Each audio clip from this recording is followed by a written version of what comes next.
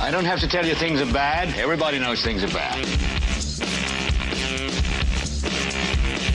Everybody's out of work or scared of losing their job. The dollar buys a nickel's worth. Banks are going bust. Shopkeepers keep a gun under the counter. Punks are running wild in the street, and there's nobody anywhere who seems to know what to do, and there's no end to it.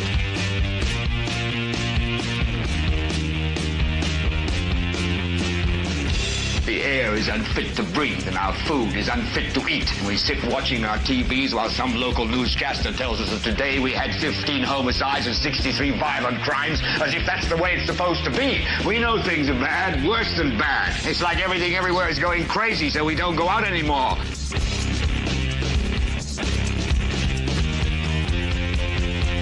We sit in the house, and slowly the world we're living in is getting smaller, and all we say is, please, at least leave us alone in our living rooms. Let me have my toaster and my TV and my steel-belted radios, and I won't say anything. Just leave us alone. Well, I'm not going to leave you alone. I want you to get mad. I don't want you to protest. I don't want you to riot. I don't want you to write to your congressman, because I wouldn't know what to tell you to write. I don't know what to do about the depression and the inflation and the Russians and the crime in the street. All I know is that first, you've got to get mad. You've got to say, I'm a human being. God damn it. My life has value. So, I want you to get up now. I want all of you to get up out of your chairs. I want you to get up right now and go to the window, open it, and stick your head out and yell, I'm as mad as hell, and I'm not going to take this anymore. Well, hello there, ladies and gentlemen. And hey, let me tell you, we've got a lot of big stuff to talk about tonight. But before we talk about any of that, even breaking news, I do have to give a very big shout out tonight to my big man crush, Brandon Rudd. Hello, Brandon Rudd. Hello and welcome back. I figured you were gone so long, you'd be able to read that up on the screen, know exactly what we are talking about, and have an understanding of what's going on. What's happening there? I would say I'm having some technical difficulties here. It's lightning here and doing some really weird stuff. Welcome there, Brandon. So we put back up on the screen so Brandon could read it. Finally, welcome, Brandon. He's back from Japantown. So welcome. Hey, a couple things before we get to a couple of other things. So first and foremost, tonight, because it's been a minute. I know it's been a minute, and everyone's like, what? So I'm going to have 50% of the people go crazy. Everyone's going to go crazy at once. 50% of the people is going to be happy, and 50% of the people is going to go crazy.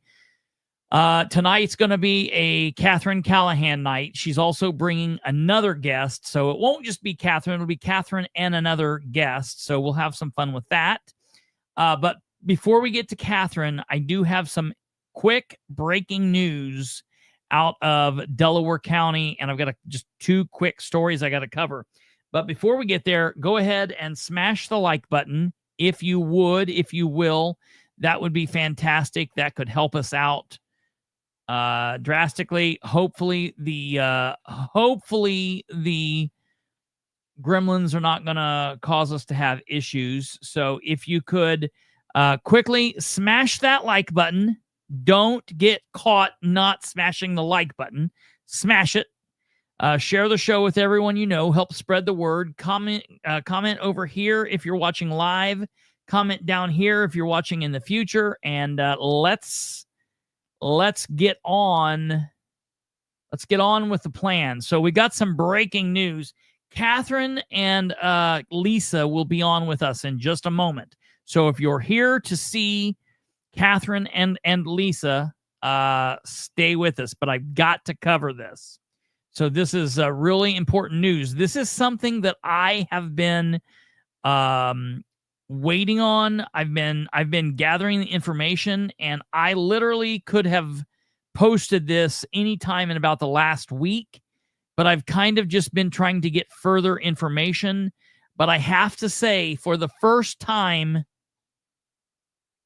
probably for the first time since I've been back from Winchester, the Star Press actually beat me on breaking some news. I've got to be, it's amazing. But they are news gathering people and they are actual journalists. So, every now and then, once every 5 years probably is not a bad thing. Here's the information, and this is very important. And maybe after we get done talking about what Catherine wants to talk about, she'll circle back to this and talk and give her thoughts on this, because this is right up her alley. Listen to this. Delaware County Mental Health Facility near completion, likely open next year.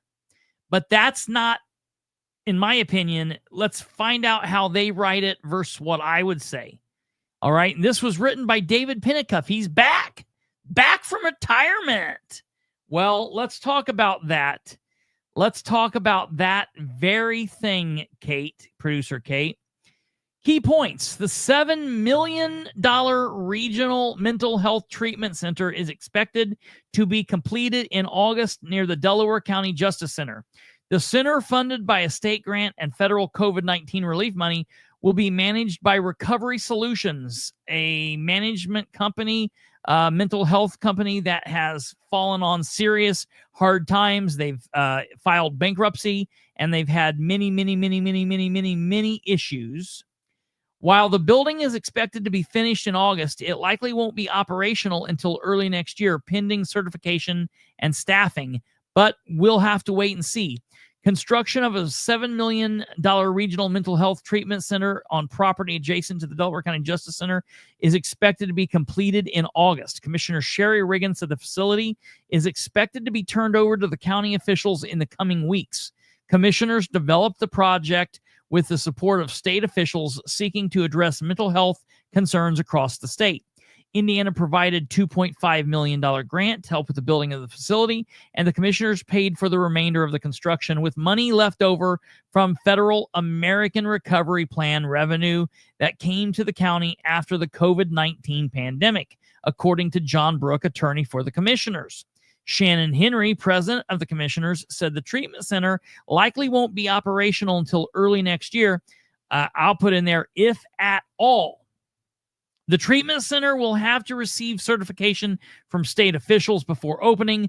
Qualified staff will also need to be hired in the coming months.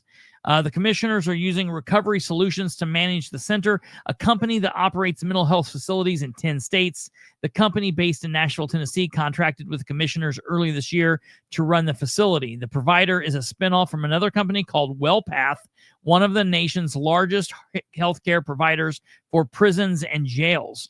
Recovery Solutions spun off from WellPath during bankruptcy proceedings for WellPath in January. Now an independent company, Recovery Solutions has not responded to a request from the Star Press for more information. On its website, the company describes itself as the nation's leading provider of behavioral health care on behalf of public entities. Brooks said the Recovery Solutions told the county it intends to hire 45 personnel for Delaware County operations. Plans call for the treatment center to be available for the use by other counties, in addition to Delaware County, for help dealing with addictions and other mental health problems plaguing East Central Indiana. Brooks said up to 10 counties in the region might send patients to the facility when opened. Henry said judges in surrounding counties could modify sentence for offenders with addiction-related problems who agree to treatment at the facility. He said it provides an option for people who have problems but do not belong in jail. He said Delaware County has estimated a fee of as much as $500 a day per bed for other counties using residential treatment offered at the center. It's similar to how juveniles in court systems from other counties are placed in the Delaware County Youth Opportunity Center.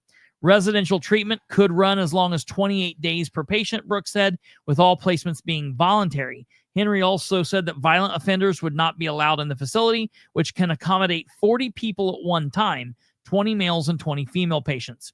The more users are sent from other counties, the less it will cost Delaware County to use the facility, Henry said. The idea is Delaware County doesn't pay anything, he said. But Brooks said the reason for the facility is to help people in need, not to raise revenue.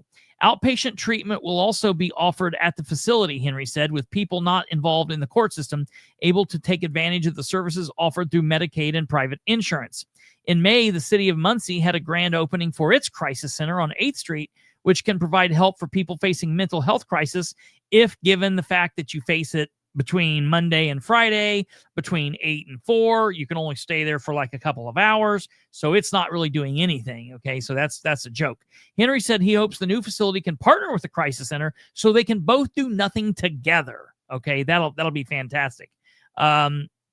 It goes on, which limits stay for people needing help 23 hours, and no one stays there 23 hours. Let's be real. People needing help beyond those hours could possibly go to the county facility. We would love that, Muncie Mayor Dan Ridenhour said. We could get them to be a local provider. Whoa. Ridenhour said he took a tour of the new building last week and saw the accommodations for women on one side, men on the other side. To this point, the city facility has been helping people in crisis, but not really helping them in crisis, including people referred to the crisis center by the Muncie Mission, the emergency room, and IU Ball Health Memorial Hospital. To this point, he said most of the mental health issues have been unrelated addictions. So that's that. Now, what they didn't really say, and maybe if you were smart, you will have picked up on, it is this. The fact that Commissioner Henry said, the more users that are sent from other counties, the less it will cost Delaware County. So what happens if we have 20 females and 20 males sent from other counties? Will no one from Delaware County be able to be helped here? He hopes the idea is Delaware County doesn't pay anything. And let me tell you why he hopes Delaware County doesn't pay anything. And here's the big breaking news part of this. Delaware County, currently as we sit, has not budgeted to fund this thing on the daily. We do not have money to fund this on the daily. Now, they might make concessions and they might shift some things around, but James King and Shannon Henry were so busy trying to get their names on little golden plaques inside buildings that they didn't think about what the actual building would need once it was there and once it was staffed and once people were in it. So did we just build a building at the tune of $7 million, 5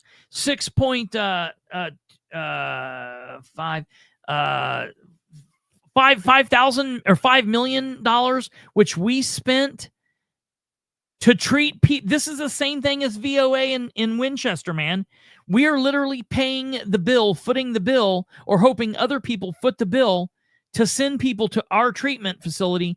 And so therefore, the 112,000 people in Delaware County that might be suffering, if there's any suffering from a mental health or crisis, they won't be able to go there because we're going to be needing to really go out and drum up business to get sent our way so we can afford it. Because as of right now, we are in a serious issue. And I'll tell you, I have sources inside county government that have reached out to me and told me that there have been conversations such as leaving the building set empty, selling it to a dog or animal shelter and using it for a animal shelter, or using it for some other means than what it has been designed for, which would mean a rehabilitation of the building or possibly even selling it off so that someone else would have to refurbish the building. This is a major issue. This is just a breaking news topic right now. We are going to be talking about this more next week. We're to the end of our week here. We will be off tomorrow, and then we will be back Saturday. Last night I wasn't here, so we'll do a makeup show Saturday, and we'll talk about that here in a minute. No show tomorrow. But next week when we come back, we'll be digging into this, and I'll be talking to you guys more about this. But this is just the tip of the iceberg, and you guys need to be prepared out there to hear about the seriousness with this, because the commissioners got us up a creek without a paddle without any money to buy the paddles, without anybody to help loan us the money to buy the paddles. I don't even think that not only do we not have a paddle, I don't think we have the boat. I think they got us here in a boat. They took the boat away. Now we're just standing in shit creek and we're getting a whole big mouthful of it. So breaking news here. Now, the last thing that I need to talk about really quickly before we bring our guest on, because Lisa's now here, I need to shift to one more very, very, very important topic. I guess there's kind of two, but this is the big thing. I made a post a couple of hours ago talking about this situation with the Delaware County Republican Party. Here later in the show, we're going to talk to Catherine and possibly Lisa, definitely Catherine, about some behavior when it concerns the Madison County Republican Party. But man, I'm telling you, it's shifty all over. I made a post earlier in the day that talked about how the Republican Party is still just as fractured and as chaotic as normal, even though we got new leadership back, partially new leadership back in March. It's kind of like horror movies. If you don't cut the head off the bad guy, you don't stab the heart, you don't set it on fire, you don't totally get rid of it, the bad guy's always going to come back. We're always going to have a sequel. And that's what Jessica Piper is. And Jessica Piper was left in the VP spot, the vice president of the party, the vice chair spot. And even though we have new leadership and we have other people that are acting as leaders of the party, Jessica Piper continues to rear her ugly head. And because of that, we are seeing a lot of discombobulation and just a lot of chaos.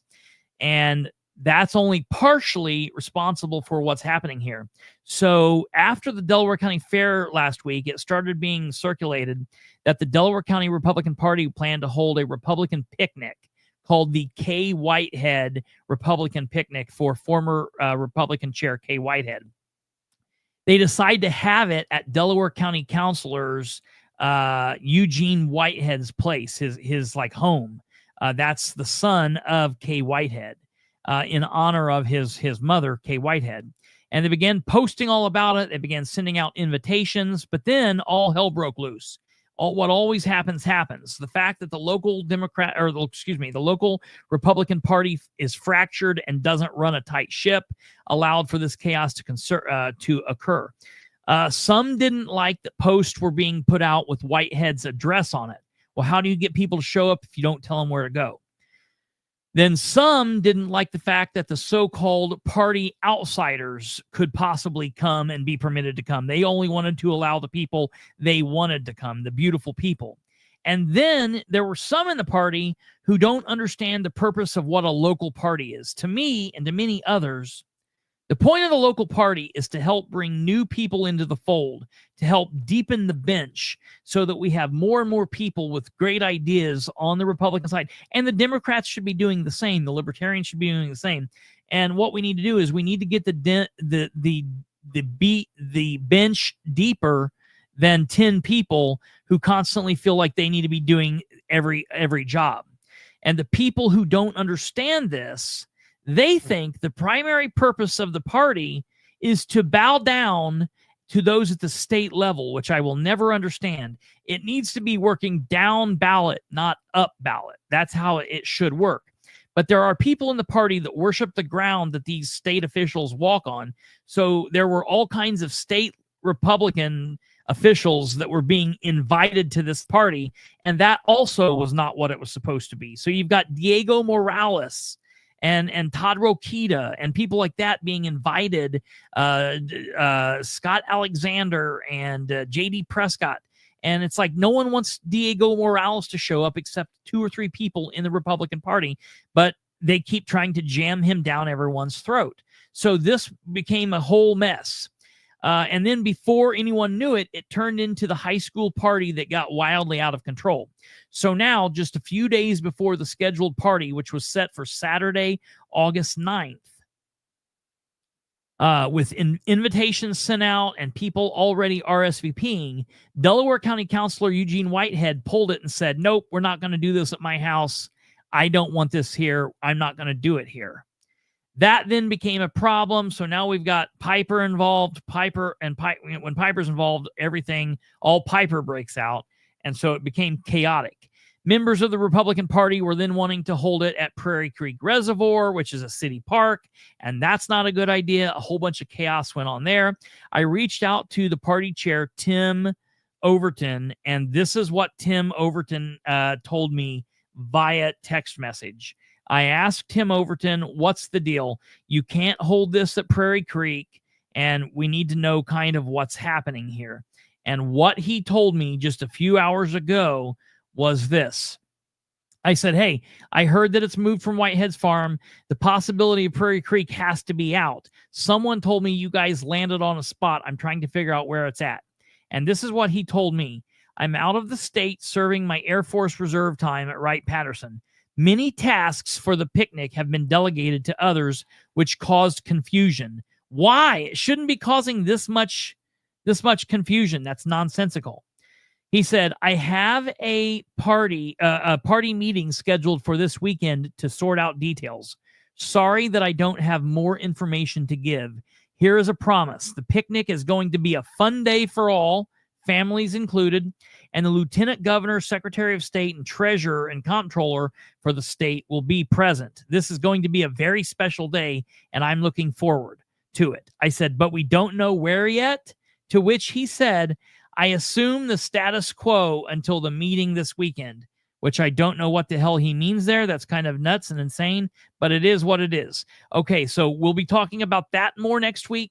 And the very last thing that I need to say before I bring these people up is this meme went around that we'll talk about this more on Saturday a little bit, or maybe Sunday, but there was this meme that went around with the whole Coldplay kiss cam nonsense where they put Ridenour's head on the man and they put bad deals in front of it. And state-sponsored media, Wolf Boom Radio, WLBC, picked it up and ran an article. And you've got everybody in here clutching their pearls and talking about how horrible this was. There's lots of thoughts I have on this, but Ridenour stated something about all of that he heard in a podcast. And I don't know any other local podcast that covers politics here in this area. So I think he was attempting to put this back on me. I had nothing to do with that meme. If I would have put that meme out, it would have been funnier. I wouldn't have apologized for it.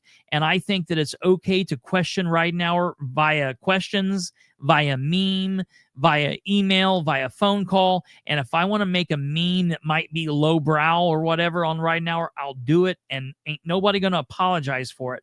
I think I have all kinds of beliefs about this, but it's bullshit of Ridenour to say that this was connected to a podcast, because it wasn't. It was connected to the Democrat Party. I am not a Democrat just because I call out the people of my own side, because I'm not a loser, and I understand that we can call people out.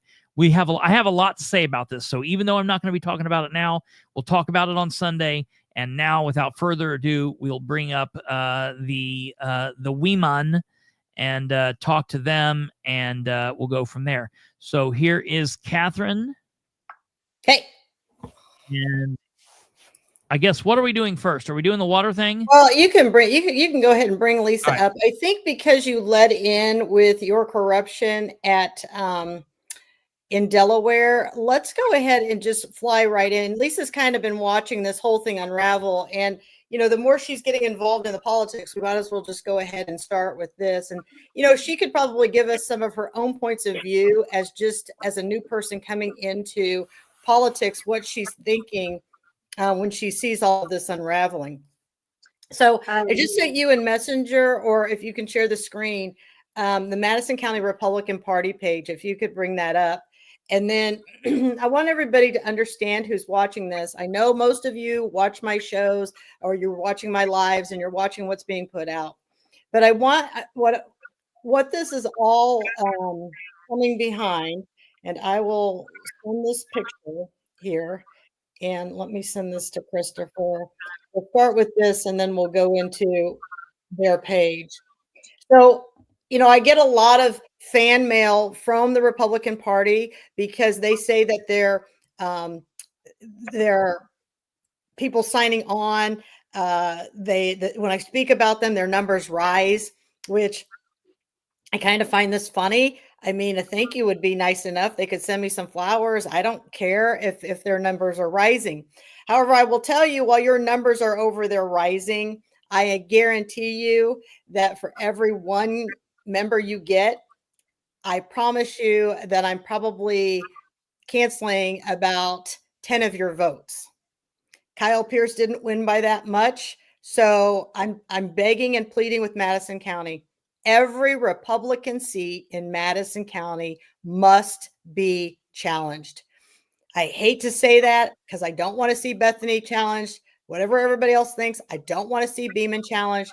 However, I can't be, non-transparent and say challenge them. I will be voting. Well, I won't be voting for Bethany Keller because I don't live in her district. I'm sure Lisa will be supporting her. That is her district. I will be promoting Bethany, and I will do the same with Beeman. So that is how it is. So I want to show you. So I sent you a picture in Messenger, Kristopher. The reason why we're bringing this up, everybody, is because a couple weeks ago, emails went out to certain elected officials and non-elected officials. Okay. And we'll use Chloe Pierce as our example. And this, did you get the picture in Messenger, Kristopher? Picture of the thing we've already shown. And so, yeah. Yeah. And so this is what started all of this. This is Kelly Hewer. This is the leader of the pack who professed her love, her soul to Madison County, that if these PCs just voted for her, she promised not to be rusting a skirt. Well, this is exactly what happened in Madison County. It's the same thing that's going on in Delaware County. We didn't cut off the head of the snake. We just put a different face on the snake. So she sends out this email. As most of you know, last year for the fairgrounds, Nicole and I volunteered to do the Friday night booth. And Kelly Hewer and her cronies cleaned everything up on Thursday night, ran around like maniacs, and said, we just can't have this booth and allow Nicole and Catherine to represent the Republican Party. And so with that, she sent out an email, and it said that only elected officials will be allowed to work the booth this year who hold offices. Now, she did send this to some of the PCs. She did send this to the Women's Club, where the president is Chloe Aganos Pierce or whatever. She did send it to her, which then in turn, Chloe began to recruit other people in the Women's Club. And these people do not hold offices. And so I just want people to see that the rules are for us peasants, and they don't apply to people that are in the cartel or who are on their knees or who want to sell their souls to the devil, because this is only the devil's work. And you know what I'm always amazed about? They tell me how they go to church, how godly they are. I'm telling you right now, God would never approve of lying. I think it's even in the 10 Commandments, right? So this gets real interesting for me to watch. So that's kind of what started this whole thing. So, and Kelly Hewer herself should not be in the booth. She is not an elected candidate, or she doesn't hold an office. She is a nobody. But like Russ, she has gotten her thunder. She's watched the master at work. He's been her greatest mentor. She professes this love for him in the papers. And here we are. Mind you, Kyle Hupfer is the one that professed his love and introduced Kelly, saying everybody should vote for this snake. Well, they did. And then we've got Kara Wilkinson. We've got Nick Freeman, who have fallen right into the trap. They have all drank the purple Kool-Aid, and they're all doing the same thing, all to keep the people at bay and keep all their power in place.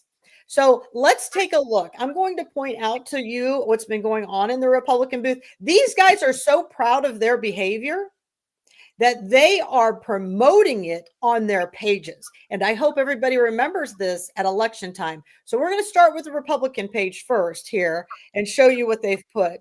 Now, Diego Morales was out tonight, and I wish I would have ran into him, but I kind of missed him.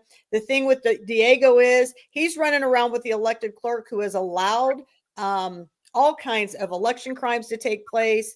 No violations have been filed on most of those. When they did file a violation, what happened there was the special prosecutor allowed Russ Willis to walk completely free. And so he really should be in jail. And when I see prosecutors, Andrew Hanna and Rodney Cummings pounding their chest of how busy they are in the prosecutor's office, when I hear them talk about, we're the third busiest or the third highest, whatever they want to say, of putting people in jail, you got a you problem. And it's a big one. Yeah. It's decades of it. A prosecutor, people, when you're voting, the prosecutor should be saying, I got the lowest crime rate in the state. I'm not putting people in jail because you know what? I don't have people committing crimes, but that's not what's happening in Madison County. For some reason, the prosecutor's office believes you get a trophy. I don't know if they're competing for first place, but we got to use money because they make money. They make money from the ankle bracelets.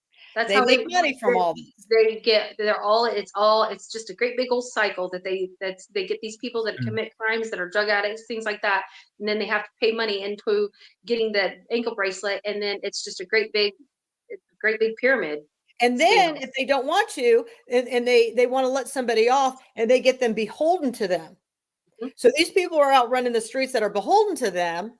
And then that's how corruption even gets further and further. And that's why Madison County looks like a third world country. That's why when I look at the fair, it's actually heartbreaking to go to the fair because it's not crazy busy. I don't know what the attendance is, but when you're paying $15 for a corn dog, you're paying $7 for an elephant ear. What are some of the other crazy costs? Say that again. $32 for a wrist bracelet to ride the rides. People just can't afford that on top of all these property assessments that have gone up.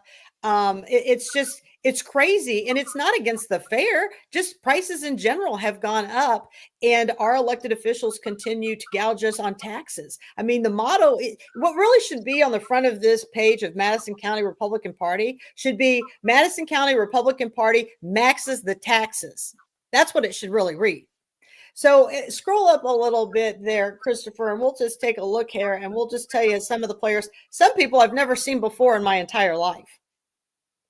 Okay, so as we're looking at this, and they're starting to show what they do, here's a couple pictures. Diego was there tonight.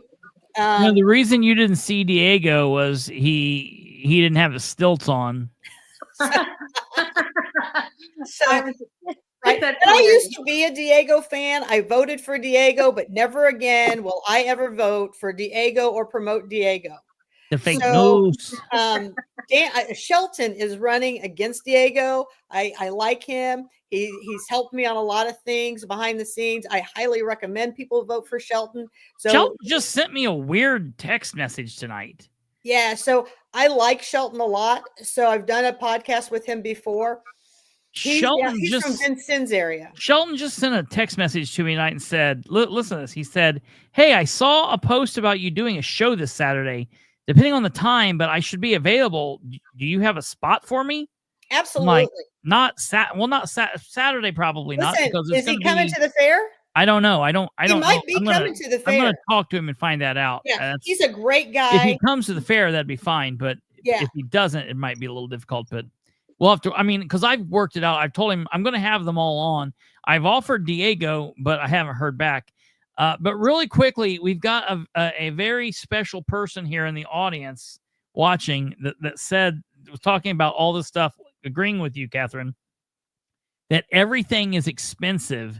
Running for office is expensive. Oh, here's Ryan Webb. Tell you what's not expensive What's not expensive is the Ryan Webb for County Council Golf Tournament this year, which is Saturday, and it's only $200 for a team of 4.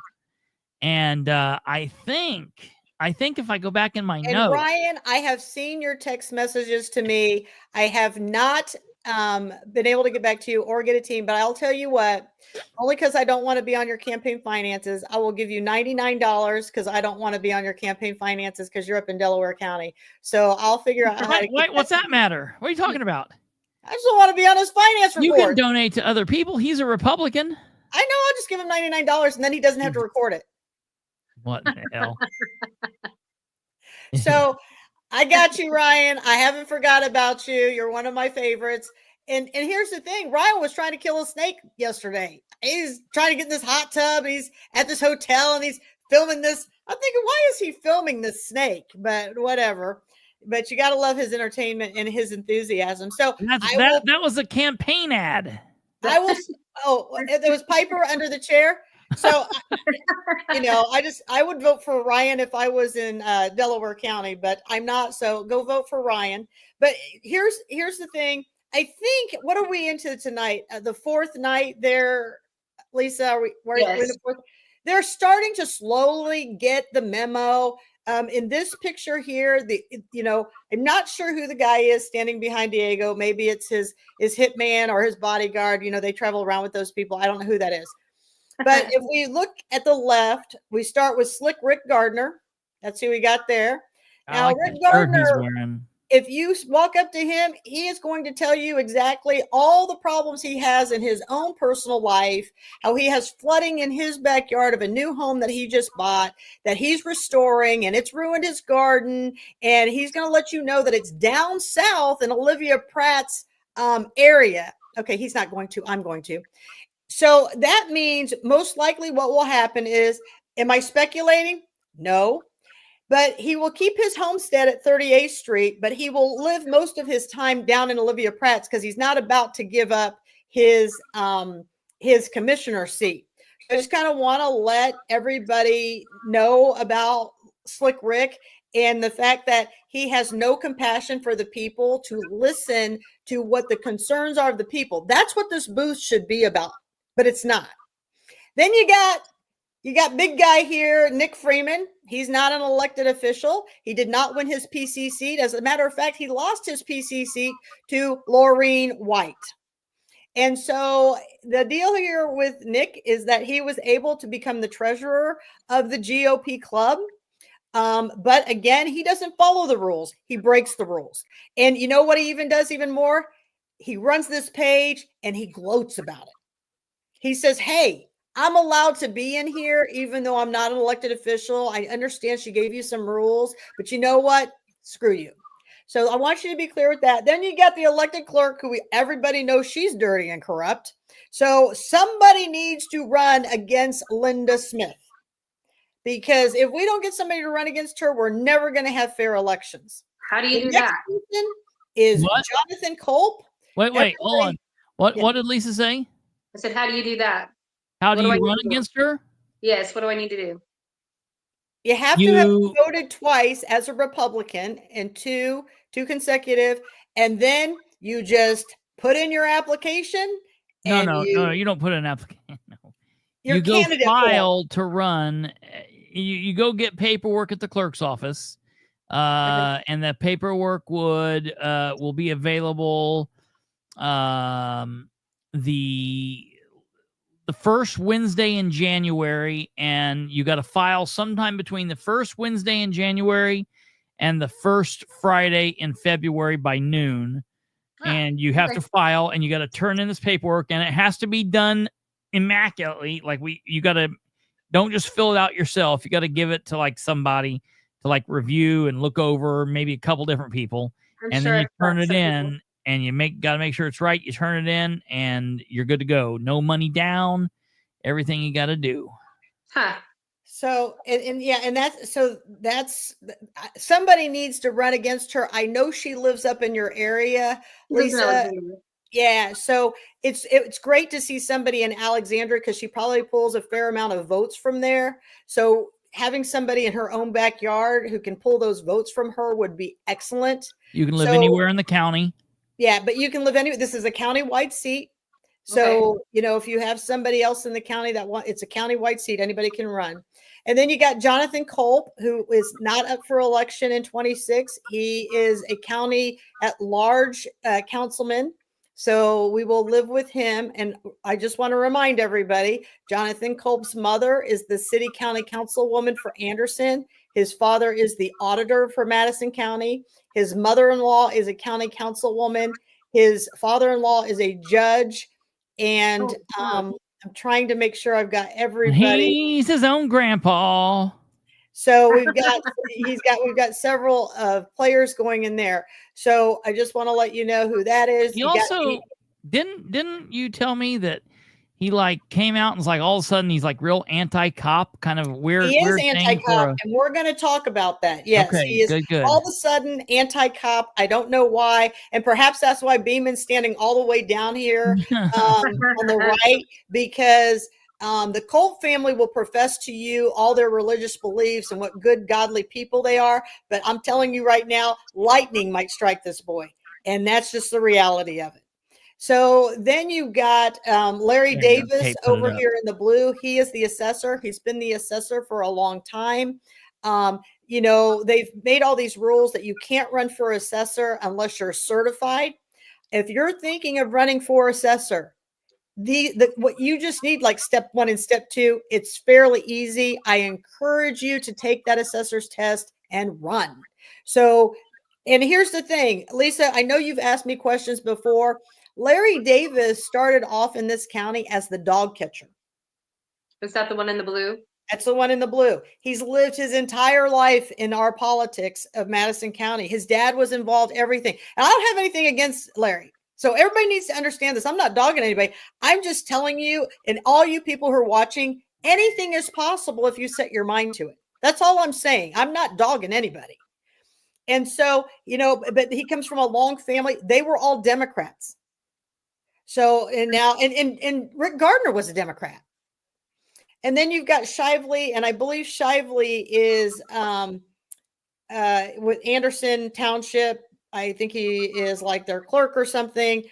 And I think he might be married to Linda Smith's right-hand person. I'm not positive that Lorelei Shreves or something. No, that's a different person. So I know he's not married to one of her right-hand people. No. My mistake. So, and then you got Sheriff Beeman, who he is up for election in 26. This would be his second term if he wins, and then he will be termed out. So right here in front of us, we've got Linda Smith is up for election, Larry Davis is up for election, and John Beeman is up for election. So that's where they're all going with all of that. I heard that Beeman was standing over there on that right side because he was able to violate people's First Amendment rights easier from over there. Okay, well, Chris and I will always disagree on Beeman, but You disagree that he didn't violate my rights? He did it. Oh, he did. Okay, all right. And I'm going to tell you something right now. I'm hitting them all because there's no way I would take a picture with anybody who's breaking the rules.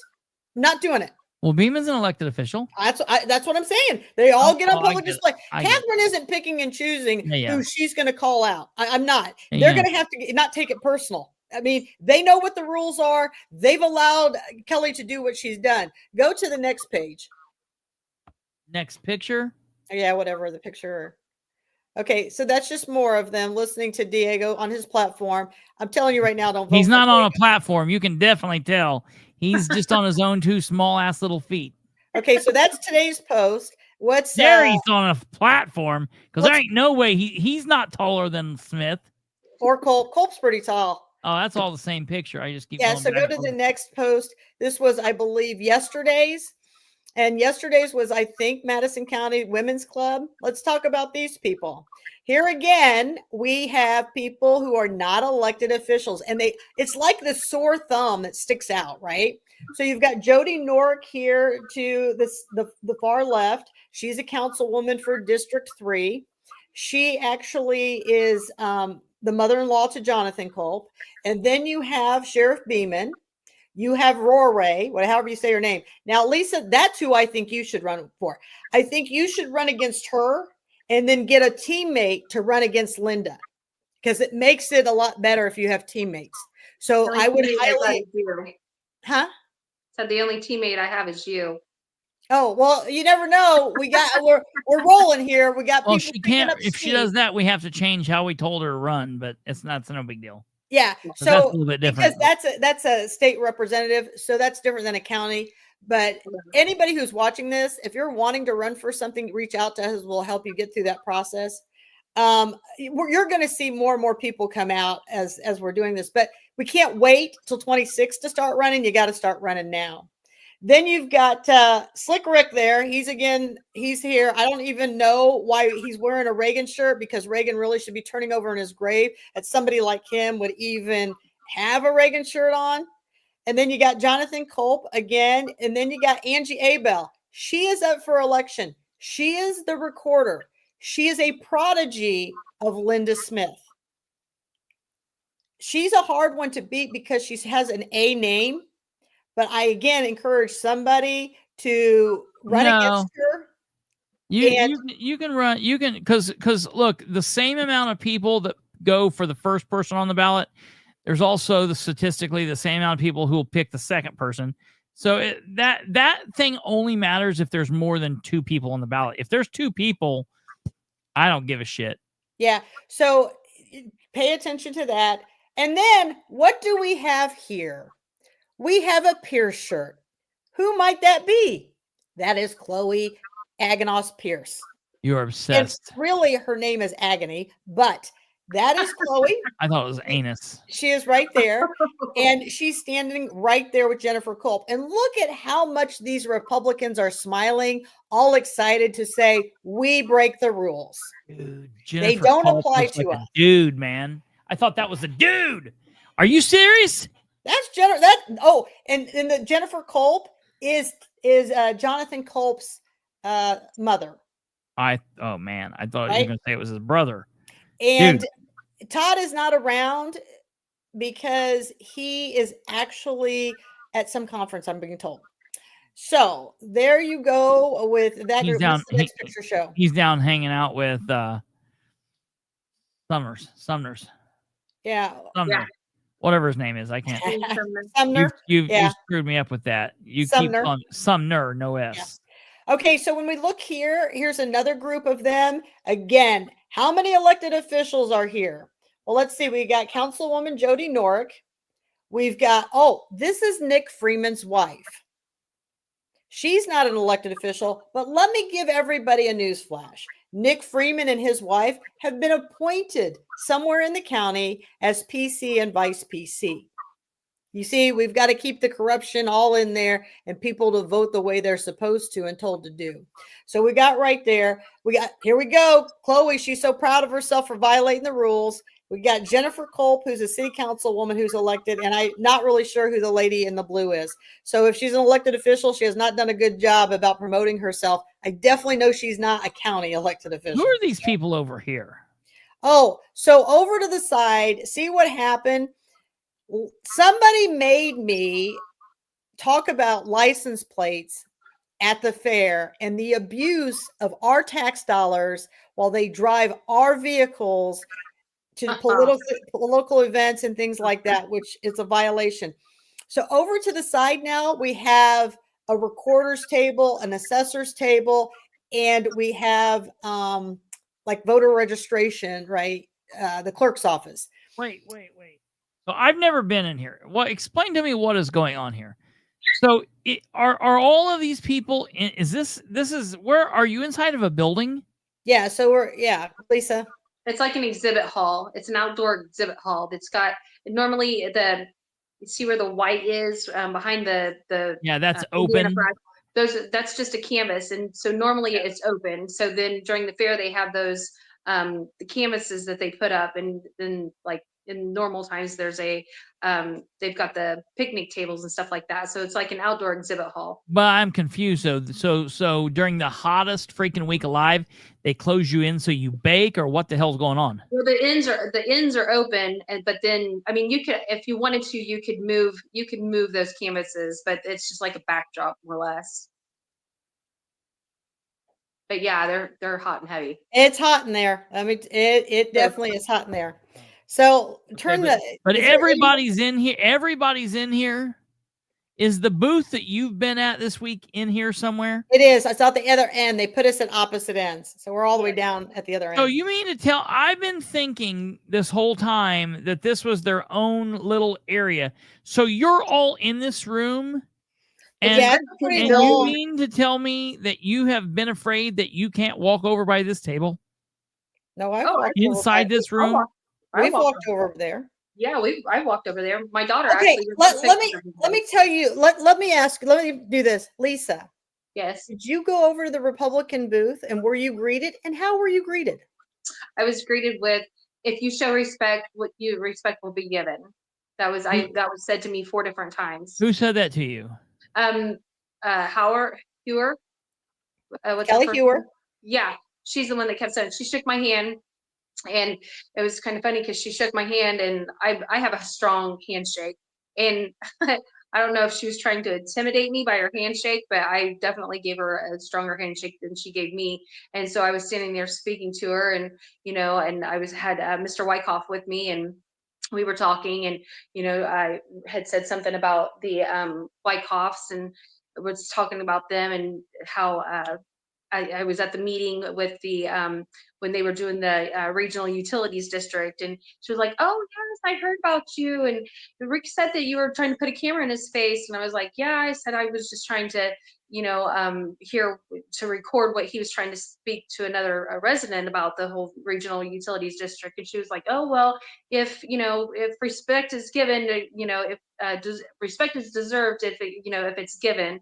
And I was like, "Oh, okay." And like she kept repeating that over and over and over. And I was like, I have not done anything to any of you people to not showing you respect. I'm sitting here.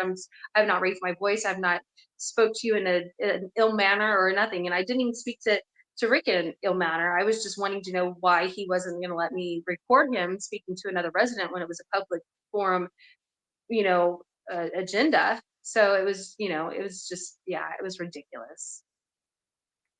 So, all right. Yeah. Thank you. That's just how it works at the Republican booth. I want you to know what they expect of the peasants, like for us to fall in line and go bite it. All right. So that was yesterday. What's the next day here look like? Oh, this is Ethan Lawson. Again, if I were you guys, if you live down south or by Fortville, Hancock County, that's the area. He's an Indiana State rep. He covers that area. I encourage you to run against him. He's great friends with Kyle Pierce. I don't have a problem with the guy, but clearly he's part of this cartel. And I'm not sure who this woman is in the middle. If this lady is from Grant County and Marion, I got a lot of information if that's truly who that woman is. And if that is who she is, do not vote for her. And who do we have here? We have the amazing Kelly Hewer, the Madison County GOP, who is not an elected official, who is violating every last rule she has put in place. That's who Kelly Hewer is. Wow. That's Kelly Hewer? That's Kelly Hewer. Last couple of months since the chair vote haven't been kind, I guess. I did not know. I would not have known that was Kelly. Yep, that's Kelly. Man, I mean, I know her very frequently, and I would not have been able to pull her out of a lineup. Yeah, stop by and ask her. In fact, that is a lineup, and I did not know that was her. That's crazy. Yep. So here we are. We've got people right here. This is Tyson Priest all the way on the left. He is not an elected official of anything. I really don't know who the two in the middle are. And then again, there is Kelly once again. That's the lady. Isn't that the lady that we were just talking about from Marion? Yeah, I think that's who she is, but I've never met her, so I'd have to see. And I just want you to know, like, as you look at these signs, I think Linda Smith has to be the funniest of all of them. That's not the greatest side. Likens has got her name back out there. So will she be running again for District 2? I don't know, but somebody needs to run against Likens. And remember, she only won that seat by 3 votes. That's all she won that seat by. So she is beatable. For those people out there who think she's not, she is. But Linda Smith, the very last word, and it's a good thing it's kind of covered up with these signs, it says accountable. To who? Because we got election cheating going on. We got forced ballots going on. She wants to talk about accurate. This lady can't even keep count of the ballots she brings to a testing thing. How is she accurate and fair? What part of Linda Smith has ever been fair? Her fairness is when you're in an election meeting and she's telling Rosa Parks that she's got to go to the back of the room to video. That would be Miss Crooms. There's nothing fair about this woman. So, don't listen to these signs of deceit. So then what's the next one? Are you saying you don't know who this lady is? This is this Goss Reeves. It is. From Is she from Grant County? District 31, Marion County, or Grant County, Marion area, Fairmount. So I will tell you, District 31.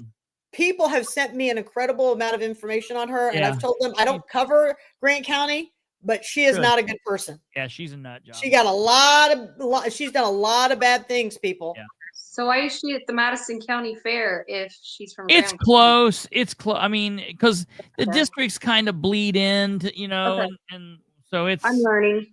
Yeah, it's no big deal. Yeah, it's no big deal. So her district ends just a little above Alexandria. Okay, so the Fairmount Summitville area. Yeah. So is that all they have of this? That looks about all. Okay. Now, if you could bring Kyle Pierce's page up for me real quick. And this is the last we will talk about the fair. I think everybody's got the memo on the rules apply to you, but not to them. Vice versa. Well, yeah, okay. Is this a state page? I'm looking for a state page. Kyle Pierce for state representative or whatever.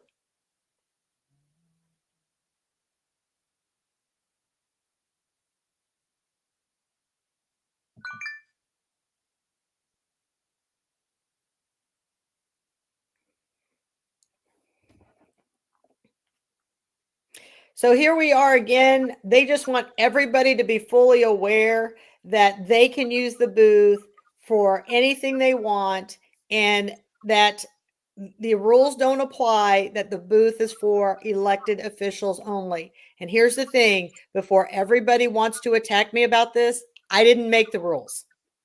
They made the rules. I'm just making sure they follow them. That's all I'm doing. But you're not making sure they follow them. How are you making sure they follow them? Well, I'm just pointing it out. We're just saying they haven't followed them. They haven't. I think that's what we need to do. Is we need to be over there and be like, you shouldn't be back here. Yeah. So, and here's the thing. That's exactly what should be happening. And it should be on Facebook Live and it should be going on like that. It's a public meeting. You can do, I'm getting complaints about my Facebook Lives at the fair. I don't care. It's a public forum. I don't understand what that means. That is I've heard that crazy. So what? That's crazy that they would say I can't do Facebook Live. So yeah, tell me. I mean, explain that a little bit. So I guess Rick Gardner's been complaining about my Facebook Lives at the fair and calling out the Republican booth, And here's the thing: you would think that somebody like Kyle Pierce, who's graduated from law school, would want justice. You would think that's what he would do. It's a sad state of affairs. A lot of people told me that they weren't even aware that Kyle went to law school. But Kyle's gone to law school. Everybody should ask him where he practices at. Yeah, isn't he in with Dewey, Cheatham, and Howe or something like that? I knew he went to law school. Yeah, see, Dewey, Cheatham, and Howe. Very, very great team on how he will just cheat him and how he'll do it. I have no idea. So get it? Are you following what we're saying, Lisa? Dewey, Cheatham, and Howe? Yes. So anyways, just a sixth humor. So anyways, I sent you, I want to show you this. We're going to go into the water, but I want to show you this post. I haven't posted on this because I'm trying to pull up all the posts. We raised the public safety lit money a couple of years ago in Madison County, and it was significant, people. And I can't remember. I think that was in 22 that we raised it. And it was a significant amount of money that was changing hands when we did that. Then the county council voted against it. They said, no, we don't need to raise the public safety lit. We're not going to do it. And what they did is they backdoored all the municipalities who all voted yes. They were supposed to get a good chunk of change. Then what happened? It came in and they're like, well, election's over and we're not going to give you that. We don't have that money to give. And so these municipalities really got screwed. I mean, to the point where Lapel has lost its fire territory almost, because they wouldn't give them the $200,000 that they were supposed to get. So this public safety lit money actually went to the prosecutor's office. And if you look at the rules, it should have never gone to the prosecutor. It can't be used in certain ways. So then in 23, we don't have an election year per se. So now the county council wants to raise it again. And they're like, no, our public safety needs more money. We need to support the police, yada, yada, yada. Well, the municipality's like, no, you fooled us once. Shame on us, but you're not fooling us twice. So all the municipalities shot it down. So they couldn't, they have to have the majority of the vote in order to do something like this. And they were out there on their own little island. And so it didn't pass. So now look at, and if you go back and read the literature, look at this editorial, and I'll let, or not editorial, but this news clip, Kristopher, read this. I can't believe it's being said. Yeah, this is interesting. So here this is. I have to read it here. You guys won't be able to actually see this from here, but Catherine can share it on her page. I'm sure she has shared it on her page. Well, no, I haven't shared it yet because I'm going to put the public safety money and all the money that we got. Okay. Why they're not supporting the sheriff's office, it's the same as they did in the coroner's office. Beeman beat their boy Emery, just like Troy and I beat their boy Bozell. So they're going to defund you and make this as hard as possible. That's what they don't want Beeman to run again, because he's actually doing the right thing.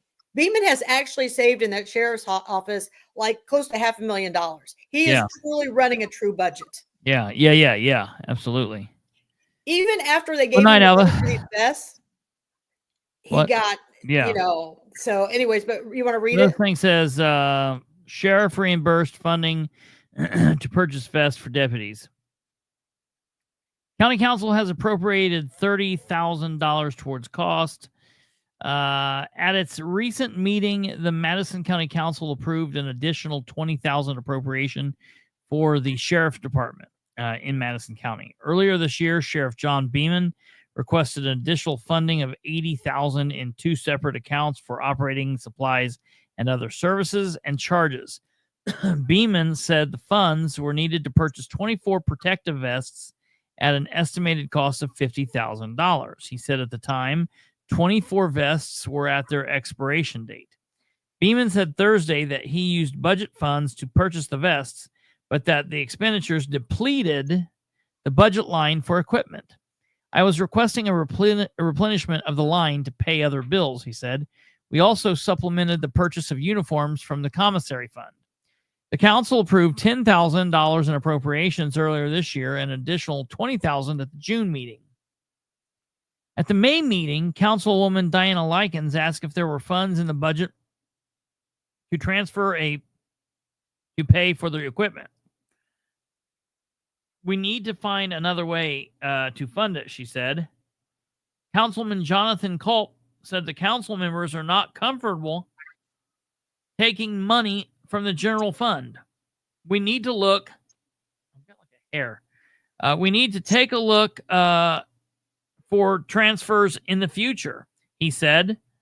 So it's crazy that Councilman Jonathan Culp, as a council member, it's in the name, said that he's not comfortable taking money from the general fund to fund this basically just this repayment is what it was. Bulletproof vests expire after 5 years, Councilwoman Bethany Keller said. We have to fund public safety.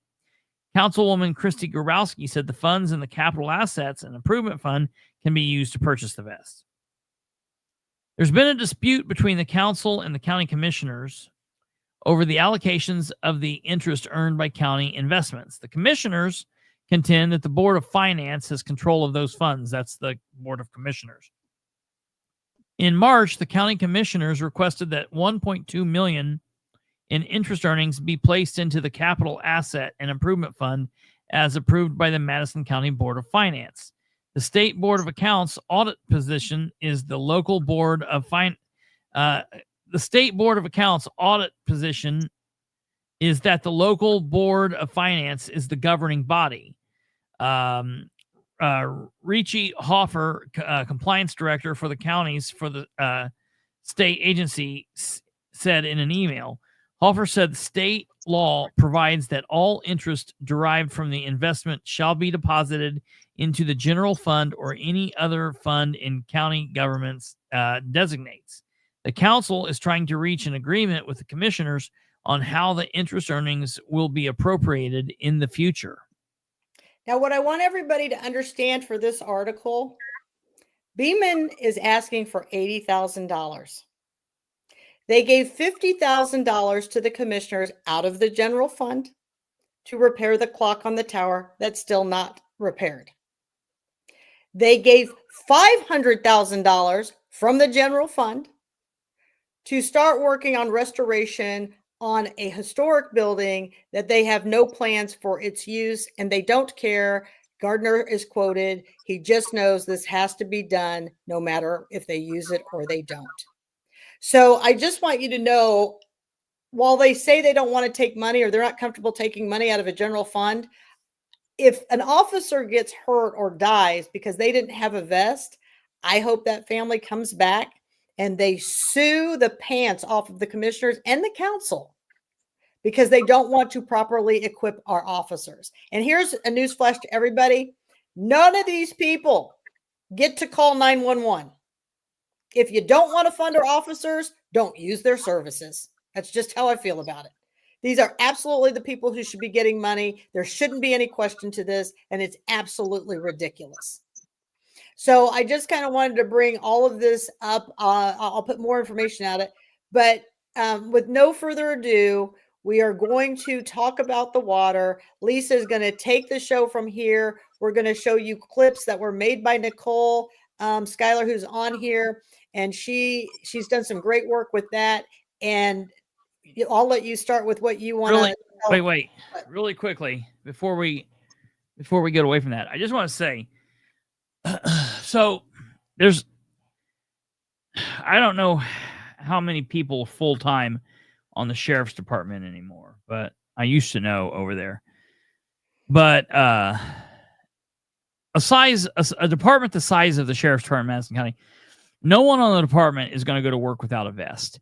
I think it's in their SOPs. They can't work the road as patrol officers without a vest. Now, sometimes the investigators do, but even if they're going to houses where things might be a little touchy, even they'll throw on an over the clothes vest. But none of the deputies are ever going to work without a vest.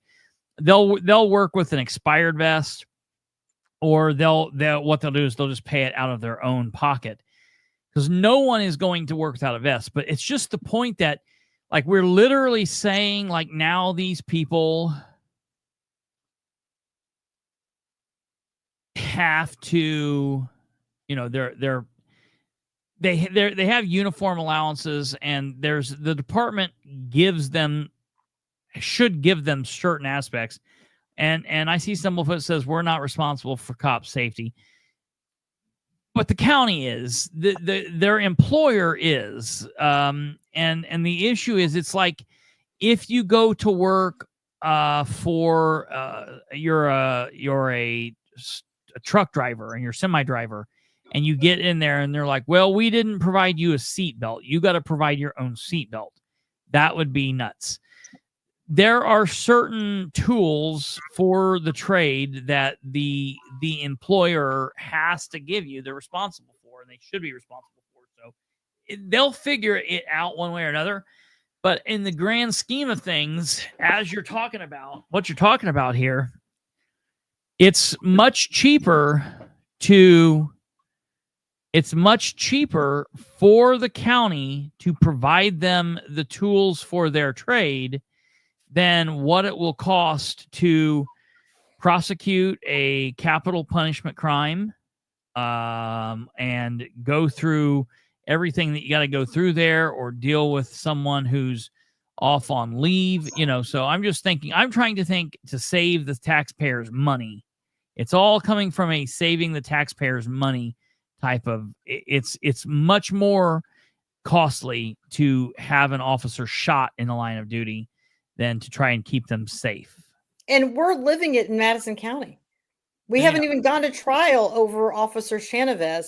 And that's why it blows my mind that this is even a question with anybody. Mhm. But does it surprise me? No, because I didn't see one elected official willing to help me when I brought Officer Chenevez home from the county. Even Sheriff Mellinger told me to take it up with the state police, and APD was actually the ones who stepped in, Anderson Police, to help me bring that officer home.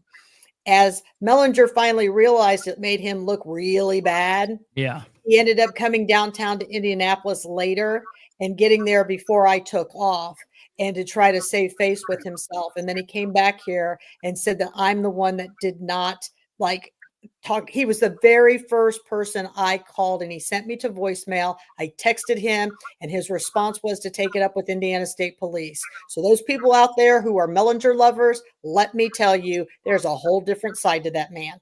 So you mean to tell me that Officer Chenevez was in Indianapolis and they wouldn't escort him back to Anderson? So, yeah, so I was the chief deputy at the time, and I had gotten the call from Alfie that, we had an officer. I was just waking up. I was on call. What happens is wherever the body, where the respiration cease, that becomes the coroner's jurisdiction.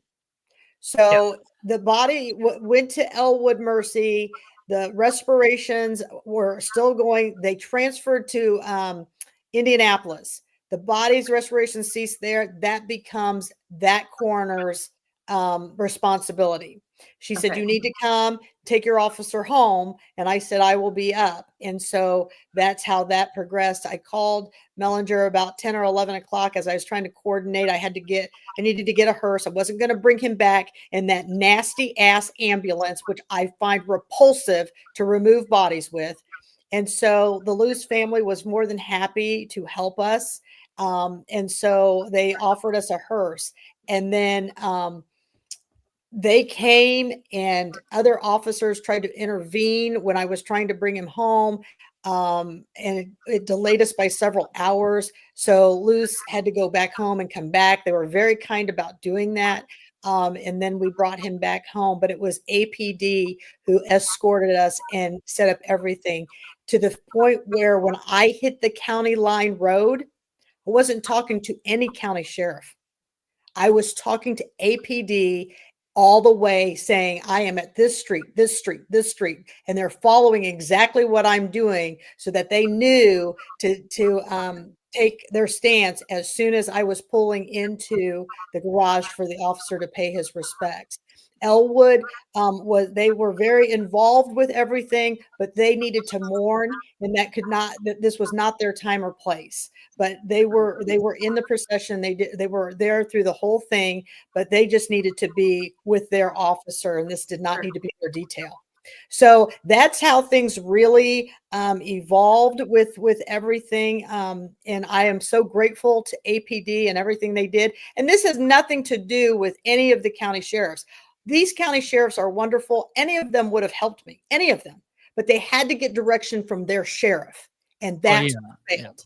So it has nothing to do. I have the most respect from the officers that work under the sheriff. So that's kind of how that all took place. And I am forever grateful for those officers that stepped up. And it was a busy weekend, but Norm Rayford did an amazing job leading all of us and bringing us back home. Mm-hmm. So that's just a story that's just off on the side. But let's talk about water. Right on. So Yay. I sent you the clip, and Lisa will be able to break down because she was actually in the thick of this. This is her video. Okay. And I sent that to you. Where are we going? So do you want to tell them about how this has all started and how you got to this point, how you got involved? Okay, so wait, hold on real quick. What video? Where did you send it to me at? It's in Messenger. It's under the group text on Messenger. No, are you sure, or is it under your name? No, it can't be under my name. I will send it to your now I sent it to just you. Yeah, you didn't send it in.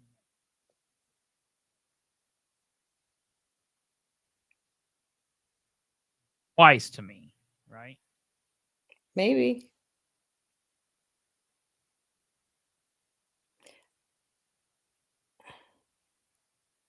So do we play it first, or does she talk about it first? What do you Well, want? tell us how you got involved with this. Okay, so there was a resident here in Alexandria. Her baby, which is 5 months old, had gotten E. coli, and she had posted on Facebook that her child had gotten E. coli from the water here in Alexandria, which I had already known about the Wyckoffs. And so, and she lives maybe 200 yards, maybe 300 yards from where the Wyckoffs live. Now, as a And disclaimer, Lisa and yeah, I are not weighing in how the baby got E. coli. no, Everybody. We no, have nothing to do I with don't it. know. I have no idea of how this baby was, but this is what the mother and Claimed. had said, and the hospital had told her that it possibly could have been through the water. That's all I know. And so I was like, okay, well, I'll check my water. So I went and got a at-home test from Menards. I tested it, waited the 24, 36 hours, and it came back as it had bacteria in it. So I'm like, okay. So I went to HML, which is a testing company over in Muncie, state board of, it's certified through the state board of health. And so I took the water over there and I did exactly what the little piece of paper on the bottle said. I swabbed it, took the water straight from, let it run, took the water over there. And it came back that I was at, my E. coli was greater than 200. And so was the coliform, which was also greater than 200, and which it should both be at 0. And so then I contacted Catherine and I was like, hey, this is what's going on. This is what's in my water. This was 4th of July weekend. So then they came, there was a city council meeting on that Monday, which would have been the 6th. And so IDM had called me the same day that I had gotten my test results back and said that they would like to come out and take a sample, or, to come and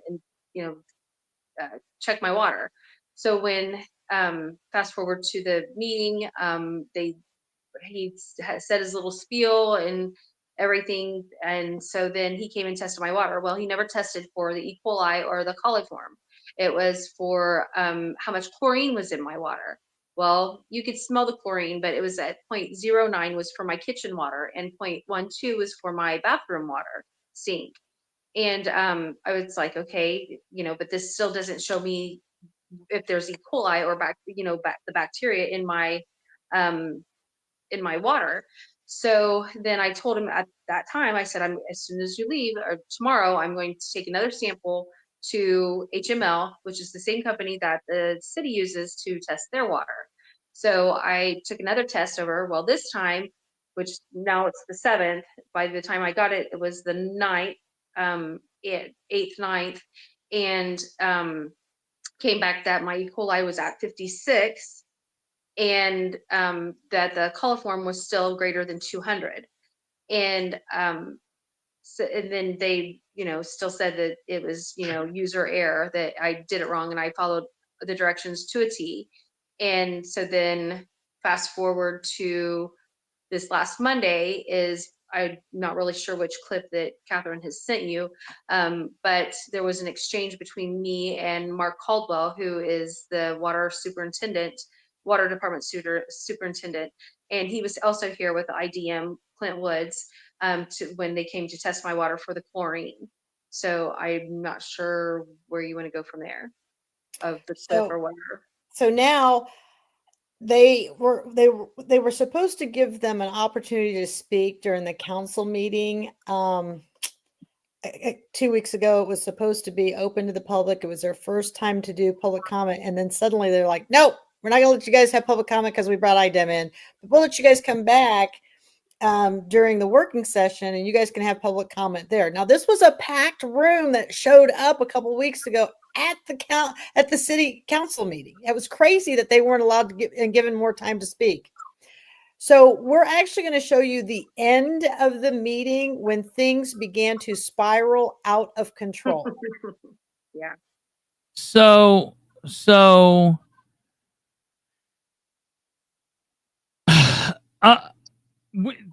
At the regular meeting, they didn't let you guys speak during the public Yeah. concern part. We They could- give you no time. I mean, they were like, You could- you can either do them or public. You can either do item or public comment. You can't do both. Okay, so at the very first meeting, which was on the 7th, which was when the state law went into, or rule or whatever, went into effect, that all of the city council meetings and any council meeting period was to be aired or recorded. And so at the very first meeting, which was on July 6th, you could speak, but you couldn't speak about what they were speaking about, which had been IDM.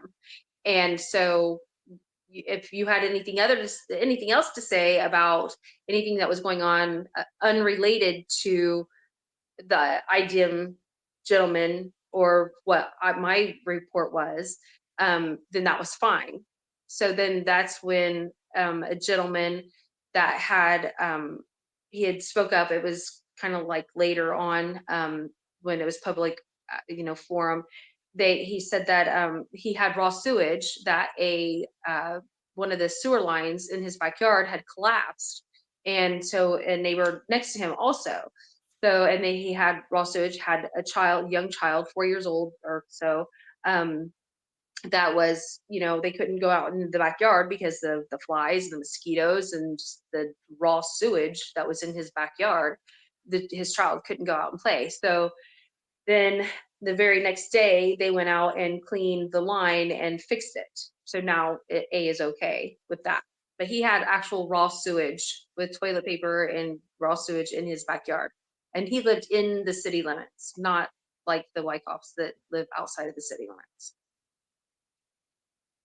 Okay. Now, does your the person who's in charge of your water, Mark Codwell, Hmm. where does he live? He lives in Elwood. He lives Okay. in Elwood, so he doesn't have to deal with any of this. Okay. Yeah, Elwood, which is 8-10 miles from Alexandria. Okay. So what do you think about IDEM's presentation? He just talked in circles. There was no useful information that he gave anyone. He was just backtracking everything that he said. Like, he was talking about the residuals. Well, the residual should be at 0.2 for it legally to be safe. And in mine was 0.02 in my kitchen, like I said, and 0.12 in my bathroom.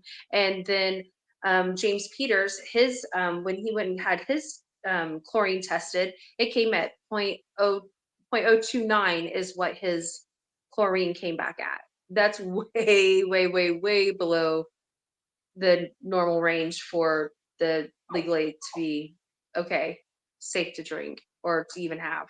And we still have brown water. So I've lived all over. I've never been like with brown water until lapel. I've never, this is like a new experience. And then everybody's just like, well, we're just flushing the hydrants and we're just doing this. And I'm That's thinking just to not myself, happening every day. That's crazy. No, right? well, And I'm like, that's what I'm thinking. The water's brown every day. So you're flushing the hydrants every day. People's clothes are getting ruined. It's crazy. but then what is really crazy is that this has I guess the E. coli and that is just kind of a not new thing, but when my daughter, she's almost 18, she'll be 18 in August. And after I stopped breastfeeding, I used formula. Well, the water was so bad. And mind you, this was 16 years ago.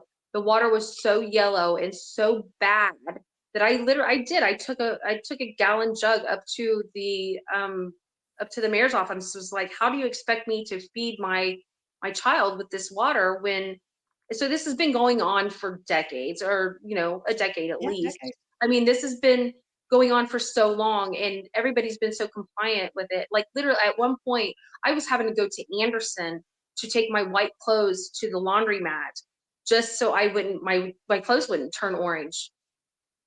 And it still happens. Like, my white shirt on right now, I have to make sure that I take precaution. I have to run the water in my washer before I even wash any white clothes, because if not, it'll turn orange. That's crazy. That's crazy. So are you wanting me to play this video? Yeah. Okay.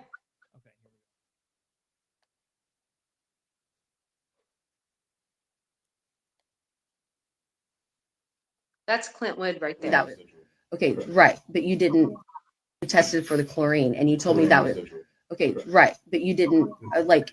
You knew that this was a problem, so why didn't like to cover everyone's ass? So why didn't the water department have their own with you? Because he has a ton of them. He said, why didn't you? No, I know, but why didn't? But why couldn't you have tested for if there was E. coli or anything else in my water? That her water only had 0.1. We don't test for E. coli. Lisa. But why not? We don't have the equipment to do But it. you said you had the vial. Okay, stop it right there, Chris. You said those had. She just asked the water director to test for E. coli, and he says We don't have the equipment to do it. And that's BS, because yeah, they don't have the equipment. They take it to HML just like I do and have it tested. You know, the only difference is it's $15 more. The test that he had done was a present absent test. And so with this present absent test, it just says, okay, well, there might, you know, it shows clear for no bacteria. Okay, so then the quantitative test, which is what I did, shows the amount of bacteria. So how does he come back and say that there's absolutely no bacteria when I go and do a more extensive test and it shows that there's bacteria? But he couldn't come to my house and take a sample and go do the bacteria test. Now, here's the other thing I want to point out. You see this gentleman here in the blue? Yeah. That's Roger Cuneo. He sits on the Board of Works, but he's also a councilman. Now, the constituents are obviously upset. They're Okay. having discussion with the water, and these men have adjourned and they're scurrying out. They don't want to. You should see these council people leaving when your constituents have these concerns, and they're kind of smiling about it. So watch this. Wait. So what do you mean they're adjourned? I thought public comment's going. No, this Oh, was no. after. This was after. They decided that they would have public comment kind of after the meeting. Well, you were able to talk to the ID, Clint Woods, but then Mark Caldwell is the one that I'm speaking to.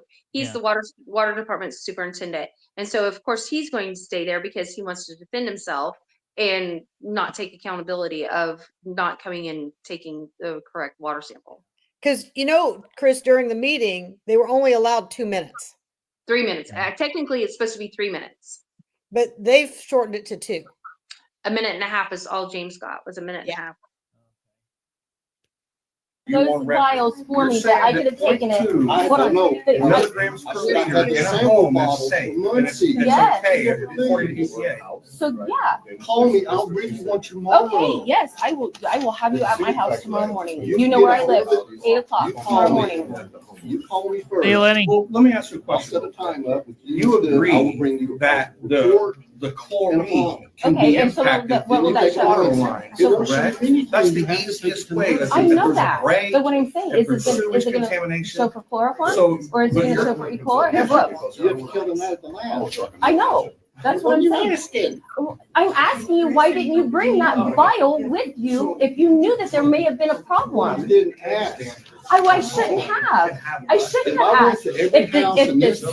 If the city was so concerned, they would have done it to cover their ass to make I sure. did 10 sites. What more do you want?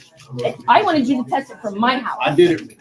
And you know 10 what? feet down the road And you know from your what? My house. neighbor that lives right to the north, not even 20 feet I'm not from me. concerned about your neighbor. I'm concerned about You're what I not? did. When she's got 3 babies and it's tested? What happened to the Addison lady? We've never heard back. You know from what? her. I've got her test too.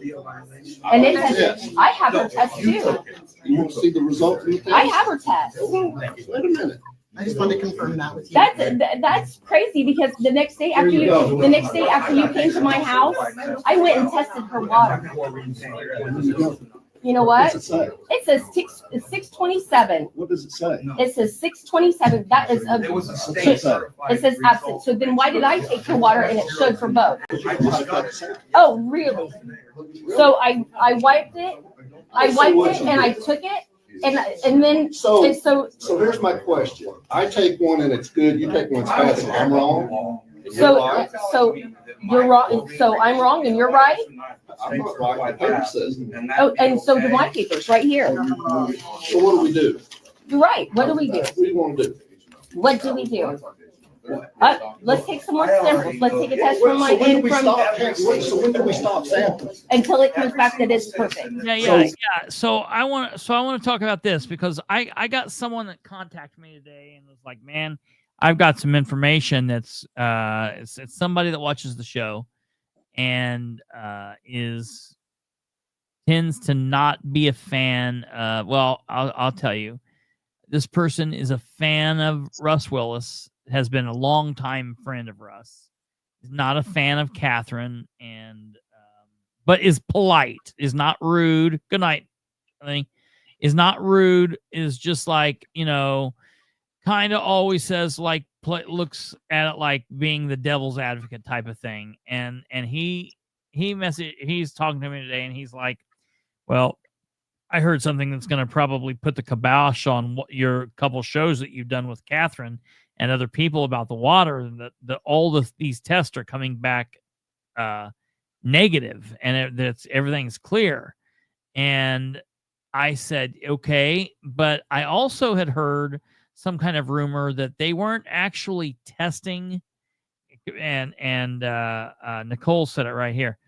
And so that's what I want to know, because I don't know if this is true or not. Someone said that there's a problem because all of the tests that they said they've done around town, they actually did all of those at the address listed is the address of the town hall.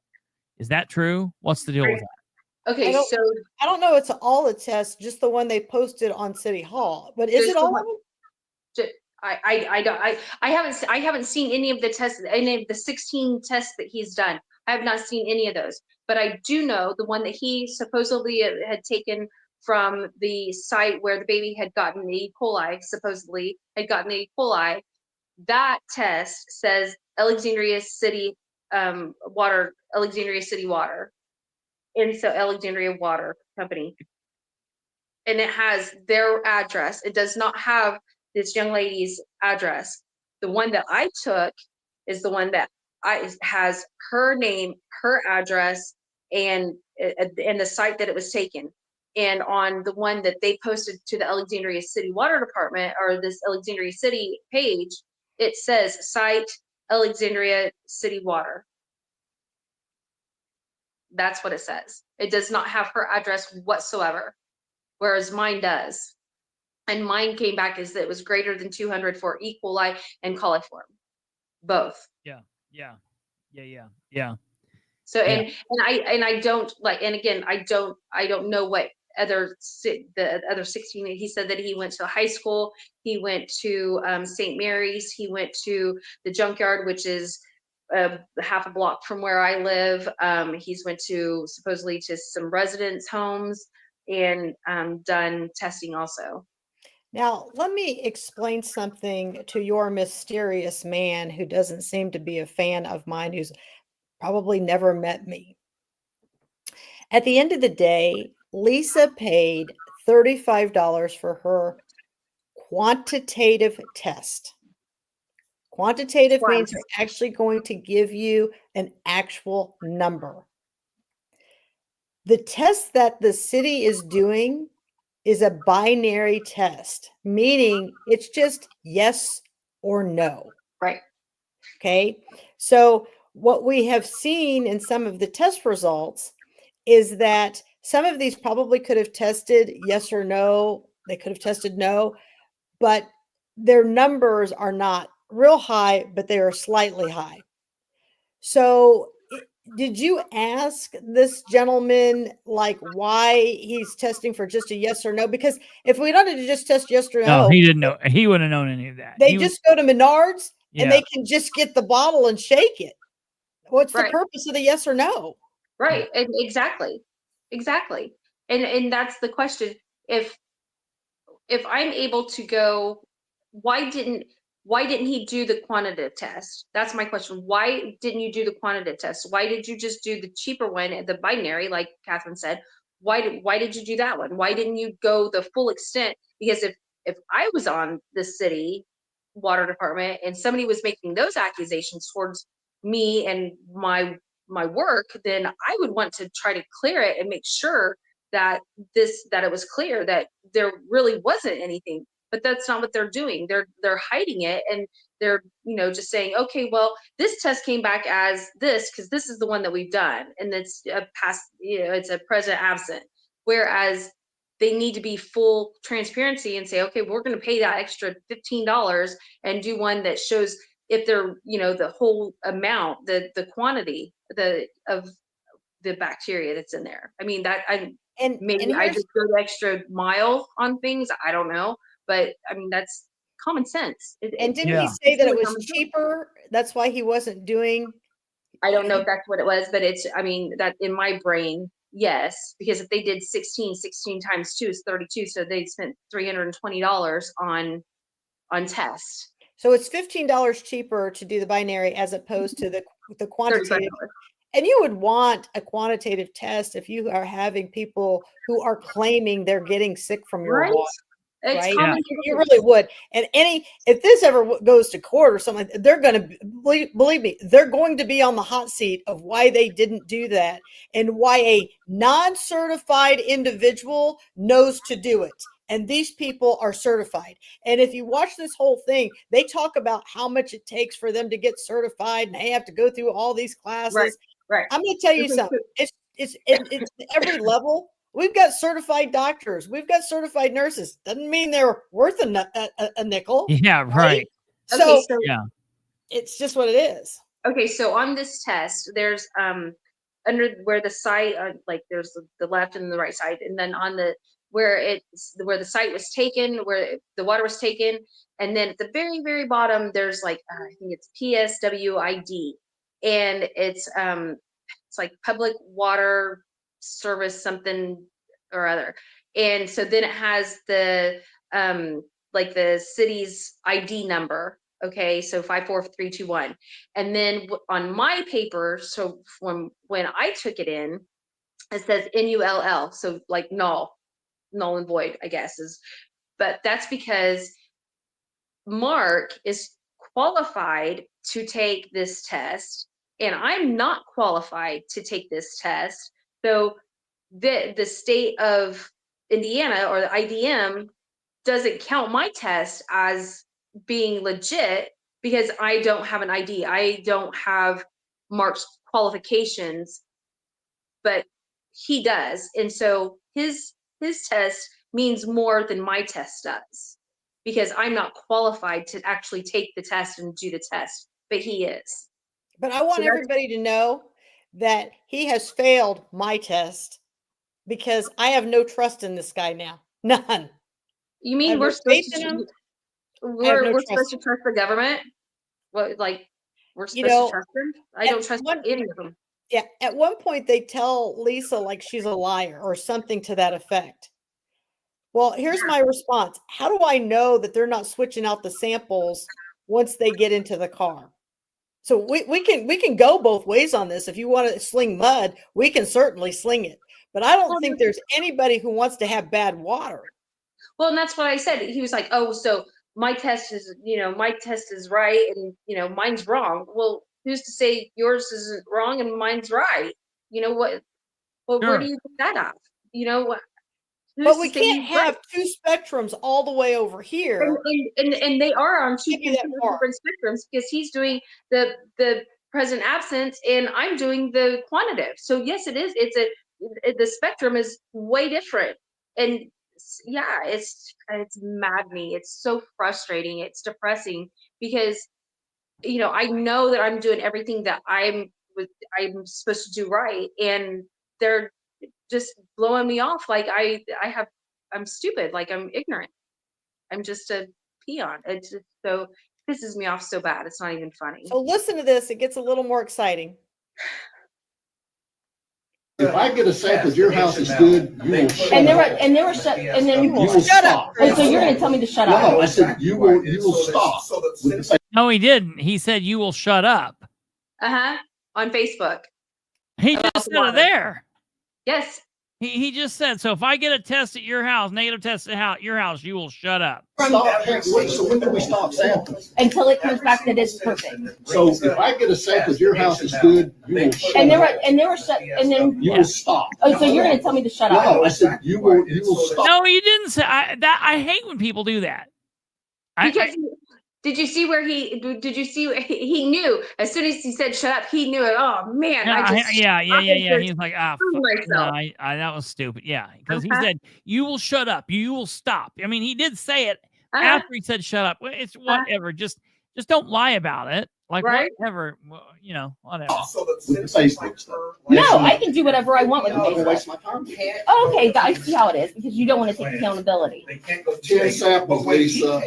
You know what? And I took my own samples too. And yes, they did come back okay. You know what? This gentleman right here, he has bacteria. He has E. coli in his house. And he can't even live in his house because there is E. coli. Yes, sir, it is true. He's having to live in a different town. Hey, Jim, is that possible? She said she thinks okay. So what do you want us to do? I mean, I've got 10 good samples. No, I'll take that back. I got 16 good samples. More here. council people So what do you leave. want me to do? So you're 16 samples, and I've got samples that came back also that were okay. But you know what? The chlorine that test didn't come back high enough either. What do you want me to do? I want you to fix it. I can't fix anything that's already not Oh broken. my goodness. Okay. We're just gonna run it around. I mean, I don't like how you came in here and we came to your house on good faith and took a chlorine test. A chlorine test. Okay, you proved To show he that there just said, was- no, he just said that he took an E. coli test. He did not just say that you tested for E. coli when you were at my house. There he is. And I said that it was chlorine that you tested There he for. is asking, Lisa. You tested for You chlorine. tested for chlorine at your house. Right. Not. For the residuals. Okay, but you didn't test for anything else. Well, and why not? Because we can't test for it. Why couldn't you have tested for Makes it? me too frustrated. You tested for Aaron Addison's house. Because Erin Addison got on Facebook and said a doctor said her baby had from drinking water. Was that true? Yes. So her baby drank water from the city. It didn't drink water. What she said, it came from the drinking water. Yes, it All right, sounds good. Thank you. tested All for right, so that's the end of it. Okay, so now, Okay, right, but you didn't you knew that I I this want to didn't show know you, what's I'm going to happening send you, I'm going to send you another clip from earlier in the meeting. Do you want to play that? Sure.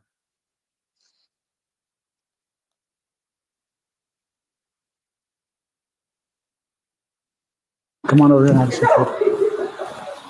problem. So why didn't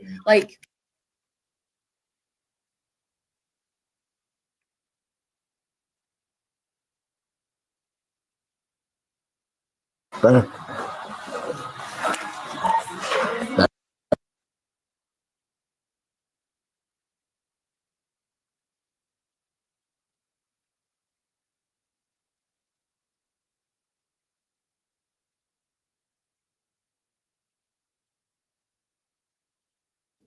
Because it's your time to talk Yeah, right and, now. I mean, it's really kind of what it comes down to is that it's sampling, or it's a procedural process, right? I know the last sample that we took, or the residuals that we took at the house and the samples there, procedures weren't like they were not followed to what the paper said. mine? That was, And HML said that? correct me if I'm wrong, when we were there at your house, you said that you did not disinfect the faucet. Neither did you, sir. I did. You did not, yes, you were testing my water. You tested it for chlorine. You didn't test it for E. We coli. tested it for a residual after letting it run. We didn't take. No, why didn't you? We can't test for that. The Yes, lab you has can. to. I would have gave you permission. You even told me that Did you had the call me? bottles. Did you call You me even back? told me that you Did had the call bottles. me back? No, I shouldn't have. I'm sorry. No. You should have came there with the You had bottles. chlorine in your Please. residence tonight. We came to your house. Yes or no? What was that reading? .09. 0.09. Ooh, on live camera. And then the one that was from the bathroom is 0.12. I mean, I mean, we could, but I don't think that's gonna solve anything. The procedures have to be followed. I don't think that's the procedural we have, because it's your time. Christopher, that's the attorney. And what is she? What is she So she doesn't whining about? They shouldn't be answering the public. That's not procedural, but it's public comment. Well, And so you know what? Technically, they are true because that's what happens at council meetings and whatnot. But it's something that I wish that we could overcome, because This was a working session, Yeah. and the people were promised that they could come and get questions and answers. yeah, that's what I'm saying. That's stupid. I wish we could overcome the thought that when citizens get up to ask questions, the counselors can't ask questions. There's only one time that is true, and that is during public hearings, where it is only for the public to speak and put their words out. Then when they have the council meeting, the follow-up that's just directly after it, then they can have the back and forth. But counselors have leaned into this idea that, oh no, we cannot respond to citizens because they're too afraid of the debate back and forth, and they're too afraid of, someone getting upset, which is okay. That's how shit works. So, okay, I've got a couple other clips from the meeting. So, is that one finished or? Yeah.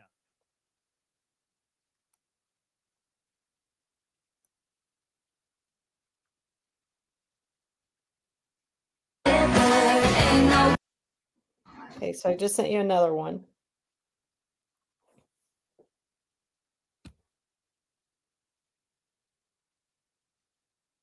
I'm trying not to go too fast for you, Christopher.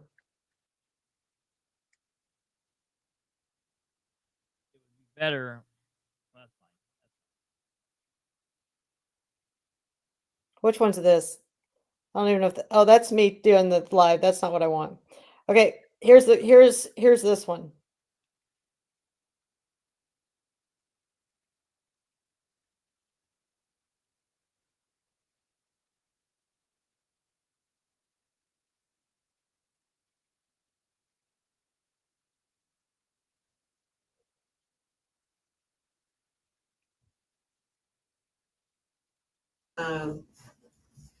We do have public speaking rules, but we invite James Peters to speak. All right, my time is limited, so my first question is to Mark. Can you please confirm the email receipt of the chlorine logs I requested yesterday? I sent you an email requesting chlorine logs. You didn't send me an email. The water, you're the head of the water department? Really, the public comment procedures say just All right, talk to I didn't council. send You you an don't have to. email. I got 7 business days. If no one responds, we'll go from there. But these are yes or no questions because my time is limited. If water tests positive for E. coli or coliforms, is the city legally required to issue a boil water advisory within 24 hours? Yes or no? For that specific house, it Just comes in down general. to, it depends on what the level. Depends on the lateral, correct? It's not And a where one this- size shoe fits all. I wish it was, but it's not. Okay. So they're not required to issue a boil advisory if citizens have E. coli in their water. In individual house, right? That's why we do an investigation, whether now it's on the individual's. Okay, my time's limited, so let me. See, that's where it kept cutting out on me. Okay. Okay. So we'll invite public speak. And I want Okay, to talk about this for a second here, because I've had a couple people reach out to me and ask me what's going on with the Alexandria meeting. And I want to show you, I want to show everyone here really quickly, because I sent an email to the city of Alexandria yesterday, and I did not get a response. So then today I decided to call up there, and I did get in contact with someone, and she did provide some information, and we spoke. So I want to show everyone this. So the thought is, the question is, Indiana obviously, as you all are aware, because you all are very intelligent, Indiana has a new public access law, or there's new Indiana public access laws that have went into effect that state that when governing bodies, the city council, county commissioners, board of works, parks department, police merit boards, many different plan commissions, things like that, when they meet in the governing body area, that they have to one, live stream their meeting during the live meeting. So Muncie City Council meetings are on the first Monday of each month at 7 p.m. And so they must live stream those meetings during that time. So people, on plane, trains, automobiles, in their homes, TVs, phones, wherever, can watch this live streaming. And number two, they must archive this footage for later future viewing. And there's been people saying, "Oh, I can't see these. I can't whatever." So I called up there to ask the question that I had emailed but not got an answer to. And they had it for, and I emailed who I emailed was the mayor, the clerk, and the president of the council. And I received no correspondence back. But yet when I called the clerk's office. And so the clerk's office told me to go to Google, and she said it's easier to do it from your computer, but you can do it from both your computer and your phone. And I was like, okay, well, let's do it from the computer first. So she told me to go to Google City of Alexandria, Indiana. And so you do it, and this pops up, Alexandria Home, and you click on it. And when you click on it, you're going to get this. And she said the night of, so for example, when are your meetings up there? The first and third? First and third, yes. First and third Mondays of each month. So next month, the first Monday of August, you're going to come to this here video, this here area, and you're going to scroll down here until you see the button that says live stream, watch city meetings. City meetings are streamed live and available on demand to make participation in local government, blah, blah, blah, blah, blah. And you click on that. And so I click on watch. And if a live meeting was going right now, this is what you would see. And it tells you here's the last meeting, and it would be somewhere on here. And you could click in here and watch this live. Okay. And you could put here and you'd register and you'd click in and watch it. And she said, there it is. And I was like, okay, but where are the archived videos? And she said, oh, well, for that, you have to go to the City of Alexandria. She'd put me on pause or on mute and while she went to talk to somebody. And while she was doing that, I was looking around the city's page, and I also saw this. Look at this. City of Alexandria YouTube. Beginning July 7th, 2025, all public meetings for the city can be live streamed from our YouTube channel. I saw this. I thought, that's interesting. So when she came back, she was like, oh, well, that's only for our live streaming. So in live streaming, you have to come here to see this. But for anybody that wants to see archived videos, you have to go to the City of Alexandria's YouTube page. I was like, okay, well, that's cool. Let's do that. So I clicked, and it took me here. And I subscribed. I subscribed a couple days ago. And as you see here, there's nothing. Like I'll show you here real quick. Give me 1 second. Good thing I recorded it all. Well, yeah, right. And people ask me all the time, should we keep live streaming these things? Yes, because always. I'm like, absolutely, because they can edit it, they can do whatever they want. Always, yeah. Well, okay, so if you did that right. Well, yeah, right, honestly, but yeah, it's a good idea to keep recording them. So if you come here, this is my YouTube page, the Political Spotlight. You see how there's a home, and the home shows like these little links over here. So it shows anything I'm currently doing. Like right here, this is live now. It shows past live streams, all my past videos that aren't live streams. It shows the Political Spotlight podcast, which is there. Local, state, Indiana politics. That's that channel. Or that's that part of the channel. National politics stuff there. Henry County, Indiana Sheriff John Sproles. All that thing's there.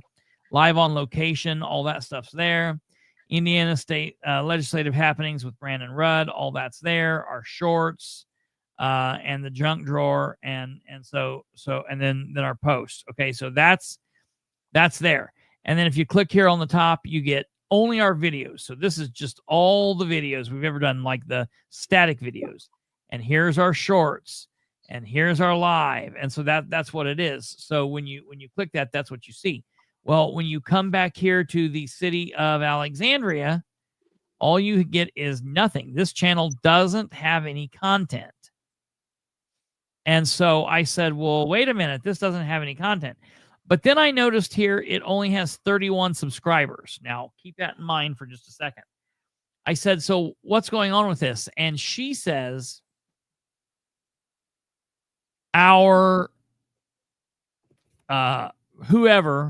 somebody is in the process of uploading our recorded videos. And I said, okay, well, do you know how long that's going to be? And she put me on hold. Well, when she came back, I said, okay, before you tell me that, let me ask you a question. I said, eventually, are you guys going to live stream? Because I know what the deal is. And I want to tell everybody that's watching this. It's a great pearl, everyone. Well, yeah. So the soonest that 100 subscribers are subscribed to YouTube, they will be able to live stream to YouTube. And this is kind of a sucky thing.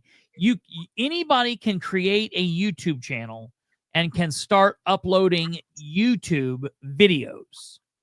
However, until you hit 100 subscribers, you cannot go live. Okay? So you must go here and subscribe. They need to have over 100 subscribers. Elisa, your job tomorrow is to get 70 people on there. Anybody here, everybody here. Talk to me. And it's on like Donkey Kong now. And I'm saying it doesn't matter who they are. Anybody, you don't ever have to watch another one, but help this town out. There's currently 49 people here watching on YouTube. I don't know how many people's watching from X. I don't know how many people's watching on Facebook. There's a lot of people out there. We could make it happen tonight. Yeah, you could go right now and do it. Go there and help this place out. You should start just going and doing this, because here's what happens. Then it doesn't give them an excuse, and that's just to go live. But okay, say screw it. Say they never get to 100. They can always live stream from their city page, which is fine. When I upload a video, let's say I upload a 3-hour video, not a live video, not a live streaming, but if I have a static video, it takes it about a half hour to 45 minutes to completely upload, from the time when I hit upload to the time where the public can view it. So for every video, it takes about 45 minutes for it to do the thing and process. So I'm okay giving them a little bit of a grace time to upload their videos. Well, but I'm telling you, what? Here's my thing is that why hasn't the city of Alexandria, which I've complained about this from the get-go over a year ago, that the city of Alexandria has a City of Alexandria Facebook page. Why haven't they posted this on their page? Why haven't they gotten? I didn't know. No, I don't believe that. I do not believe that. They didn't know what? They didn't know you had to have 100 people. No, I don't believe that. I do not believe that, okay, Catherine. Well, I didn't know that. And so I just want everybody to know. I would say they probably didn't. They could have been live streaming to Facebook. Here's the point. There are 1,000 ways that they can live stream right now. No problem. There are 1,000 ways that they could live stream and archive. There's also it's not very hard. Here's the thing. Don't live stream it, because the law has only been a law since July 7th. Don't live stream, record it and upload it as soon as you're done. As long as you're doing something and trying, it's better than not doing anything at all. There's ways they could do this. Idiots do this. 5-year-olds do this. So you cannot tell me that a municipality can't figure it out. That's what I'm saying. Okay. Yeah. Well, here's the what I thing. Hold on. So I called her. She got an attitude with me. I said, so when is this going to be done so I can watch Monday's video? She said, we're in the process of trying to upload it. That's what I asked. And that's what I was told. And I was like, okay, well, can you give me a ballpark? And she said, no, I gave you the answer. And I said, well, can you go ask? And she said, no, I already asked and I gave you the answer. And I said, okay, well, I guess I'll give you until next Monday, and then I'll file an access complaint. And she's like, okay, well, then you'll have to do that then. So what they're I'm telling saying is my page, Catherine Callahan on YouTube, only has 22 subscribers. I didn't know this. So if you guys go and like my page and I get up to 100, I can put my Facebook lives and this all together as one. So go like my page because I didn't know. They did post it. It was live streaming. Megan is saying they did post it on their page. I don't know what she means by that. They did live stream on their page during the live stream. But then once that's over, that's over. And then now they're in the process of trying to upload it to YouTube. We're talking about two different things. We're talking about a YouTube page and their website. So they did live stream to YouTube or to their page, and it was there. Then once it's gone, then it would have to come over to YouTube. And she said she's going to do that. We'll have to see. Okay, so my thing is they hired an IT company to come and do this. So this IT company had no idea, absolutely no idea that there had to be 100 people on YouTube in order to get this to be archived. That I don't believe. Not to archive. No. To archive the stuff, you could have 0 subscribers. They could do that now. That's just to go live. Maybe you need to find out who they hired, Lisa, and then put a bad review on them because they didn't tell these people that they had to have 100 people.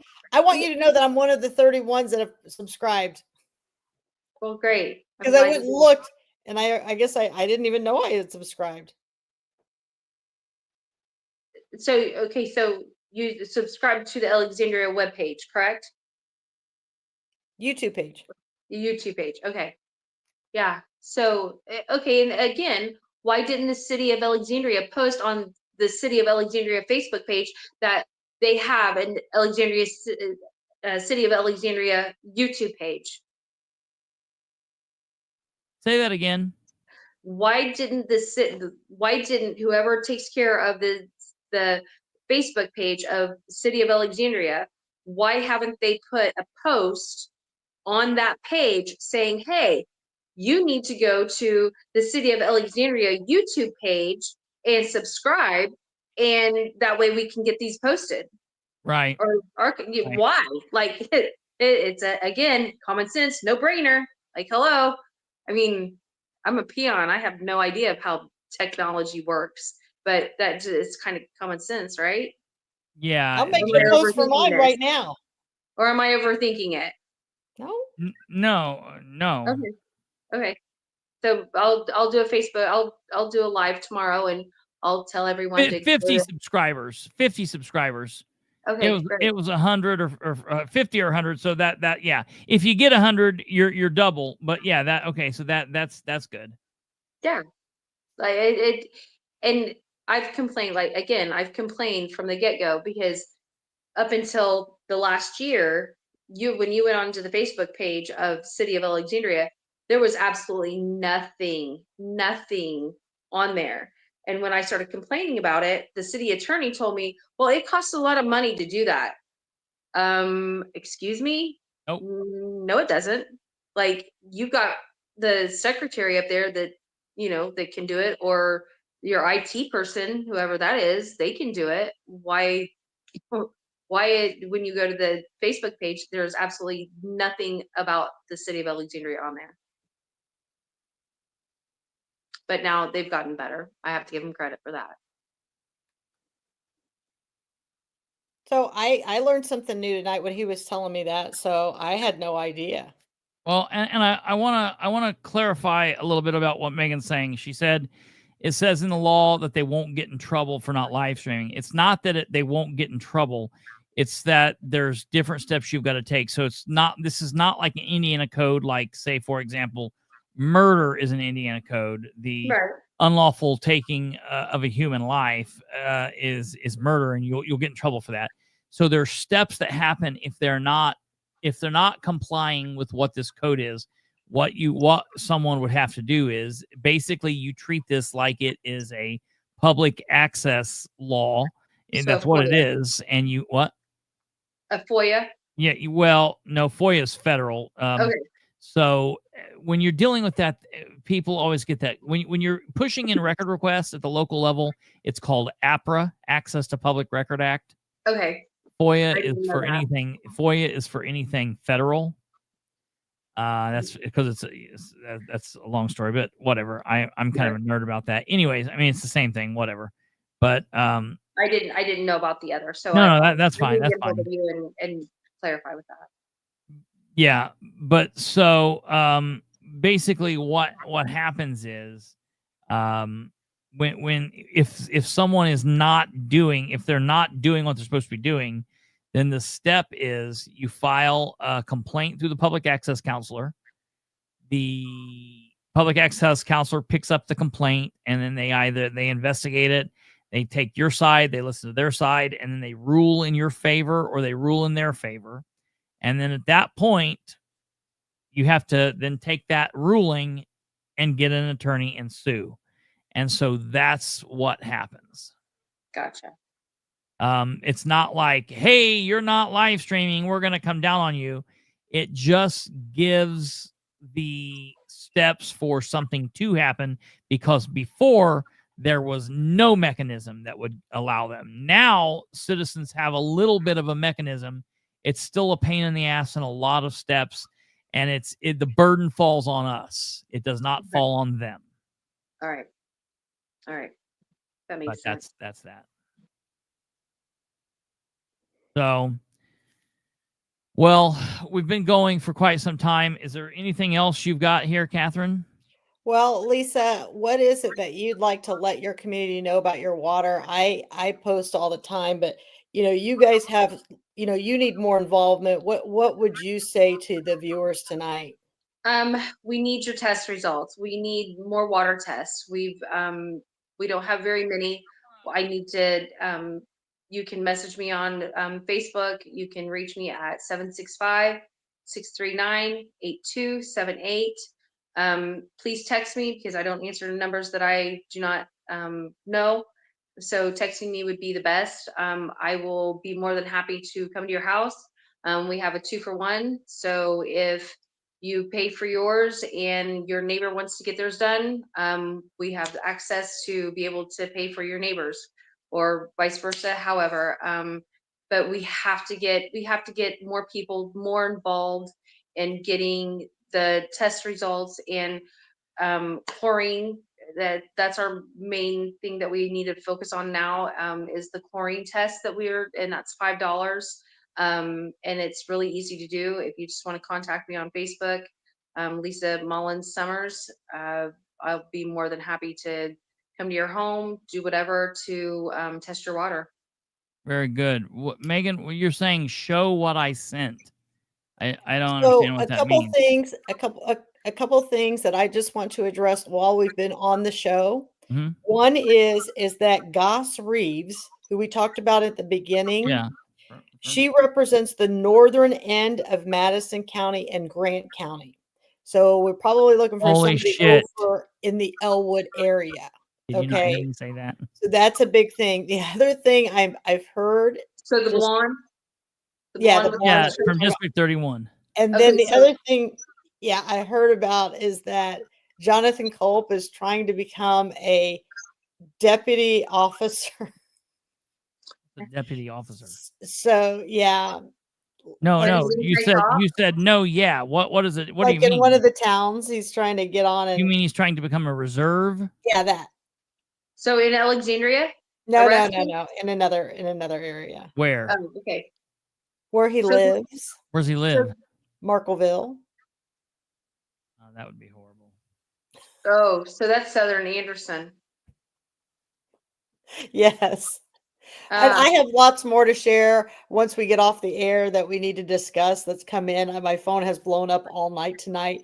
This has been a great topic for people. And like Lisa said, reach out to her, reach out to me if there's anything we can do to help testing in the water.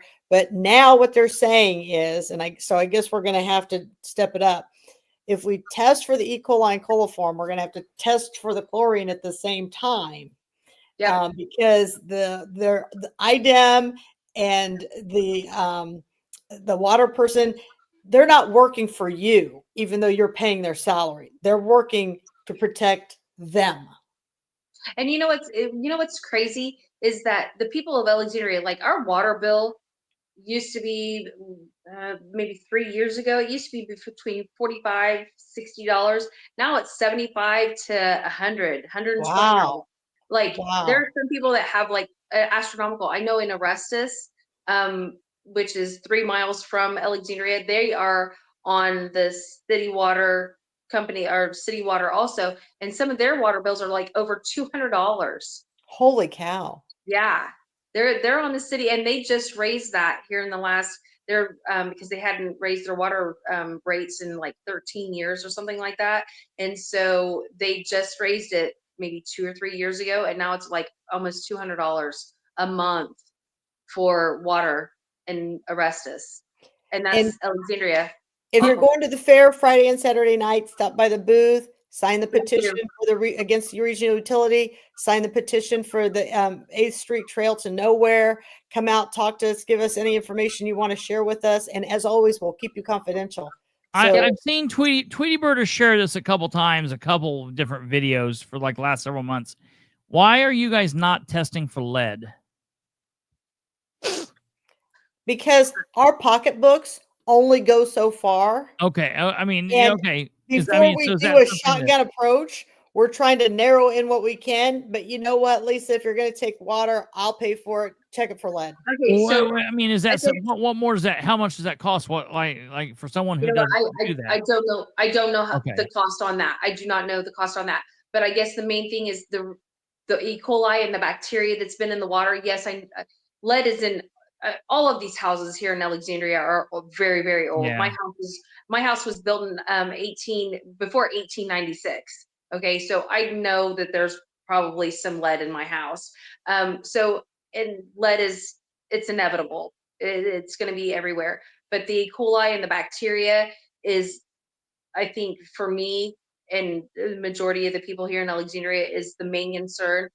Again, all of these houses here in Alexandria, unless you're out in Beulah Estates or you're in one of the new additions that have been put out here, all of these houses have been here for hundreds of years. So lead's But going we to be will test for lead. We will get that done, and we will test for lead. That's someone's concern. We're happy to add it. Yes, I'll tell you, the Wyckoffs, that. they've spent over $800 testing for everything. Yeah, I thought And they so had. it can get very pricey, people. I mean, and then on behalf of the Wyckoffs, if they're watching tonight, the real slap in the face when the health department, because people are asking me, they're like, where is the health department? Well, we'd all like to know that answer too. They weren't And- even there tonight. They Yeah, weren't even there. Their answer is, why would we bother with private residents? I'm thinking, because that's your job. So it is sad to see with all this money that comes into this county. I mean, that health department has gotten millions and millions and millions in grants, and you never see them invest in like Bingham Square, where we actually had a person die because the environment was so bad over there and the conditions were so awful. You got Hoosier Woods that's going on. They've got mold all in their apartment complexes. The health department's nowhere to be found. They've got water issues here in Alexandria. But let me tell everybody before we go tonight, one place you can depend on finding the health department, and that's sitting at the fair eating elephant ears. Yes. Hey, I even. No, I'm not going to say it. Never mind. I started saying something. But I'm not gonna say that. Well, wait. There's something else. There's something else about the health department, but I'll hold off a little bit longer. Okay. Well, is that it? That's it for us. So hang on there, Lisa. We'll go down below. I appreciate it. Yeah, I appreciate it. Thank you, don't go Lisa. away, Lisa. Don't go away. I'm just going to put you down below, but stay there. Okay. All right. Thank you. All right. Okay. Thank you. Both of you. I'll be right back. All right, ladies and gentlemen, that's going to do it for us this evening. It's Thursday, and Thursday generally means that's the end for the week, which means we would not see you until Sunday. We will not be here tomorrow. Tomorrow is Friday the 25th. We will not be here. Saturday is July 26th. And I dread even saying this, but I guess I'm going to attempt to go to Madison County Fair, and we can try and do some sort of a live, live broadcast. Now look what she's done. Some kind of a live broadcast, and we will do that on Saturday. So time to be determined, but it will more than likely be at 8 o'clock. So look for us to go live around 8 p.m. Saturday, because in order to do what we would need to do, we would need to go live at 8 p.m. So look for that Saturday at 8 p.m. Then we will be back Sunday. Now, when we come back Sunday, we are going to come back with some pretty major, big, hard-hitting stuff. I want to say before we leave, number one, I loved Kate's comment here, talking about the rehabilitation facility, a $7 million dog pound with Henry and Henry and Shannon. You mean Henry and King's names on it. Seems about right. Yes, that is very true. And then up to here, he just I typed in the comments, so hopefully he got it. But the information that I do have some information. I did contact. I did have a conversation for probably about 20 minutes with Stephen Brand, and I did have about a 15-minute conversation with Kylene Swackhammer. So we will talk about those conversations on Sunday. We will also talk about this big ordeal with Wolf Boom Radio and the nonsense. So I want to talk to you about that, about this meme. It's the Coldplay meme that somebody made of Ridenhour, and they've made this great big deal about it. And people are losing their minds, like losing their ever-loving minds. They've made news article about it now, and we got, that's because WLBC, Steve Lindell, Wolf Boom Radio is state-ran media. You know what I mean when I say that? That's like the Chinese. They don't let their people have actual journalism. They have state-ran media. They tell their people what to think. And you know how, like, everywhere else in the world, especially America, does the same thing. We have state-ran media. We are not state-ran media. WLBC, Steve Lindell, they are state-run media. I'm not saying WIBC, that's 93.1. I'm saying Muncie's WLBC 104.1. Your radio buddy is state-ran media. He loves the Ridenhour administration. He's going to protect them, protect the Republicans, do whatever they can, and it's nonsensical. So we'll be talking about that on Sunday. We've got a busy next week for you all, but we're going to take tomorrow off. Thank God. We'll see you on Saturday. Ring the bell. Kate said it. Ring the bell. Ring the bell. Tap that so you'll get notified when we go live. Check in on our social media if you want to stay up to date with things going on. I've been posting more to social media. I've been posting more articles and blurbs and shit. stuff that we talk about on the show and some things that we don't, like exclusive stuff. So if you want to stay up to date with that, you're going to want to get connected to me on Facebook, my personal Facebook, Bilbrey 318. That's Kristopher H. Bilbrey on Facebook, and the Political Spotlight. It's facebook.com/Political Spotlight 318. Connect with me on X. That's x.com/Bilbrey Live, and everywhere else there. There's my phone number, our emails. So stay tuned with that. Hit the like, do all that shit. You guys are wonderful. Take care. God bless each and every one of you. Take a break tomorrow, and we'll be back here Saturday for some great commentary. And then again on Sunday, we'll start another week. So you guys take care. Good night and goodbye.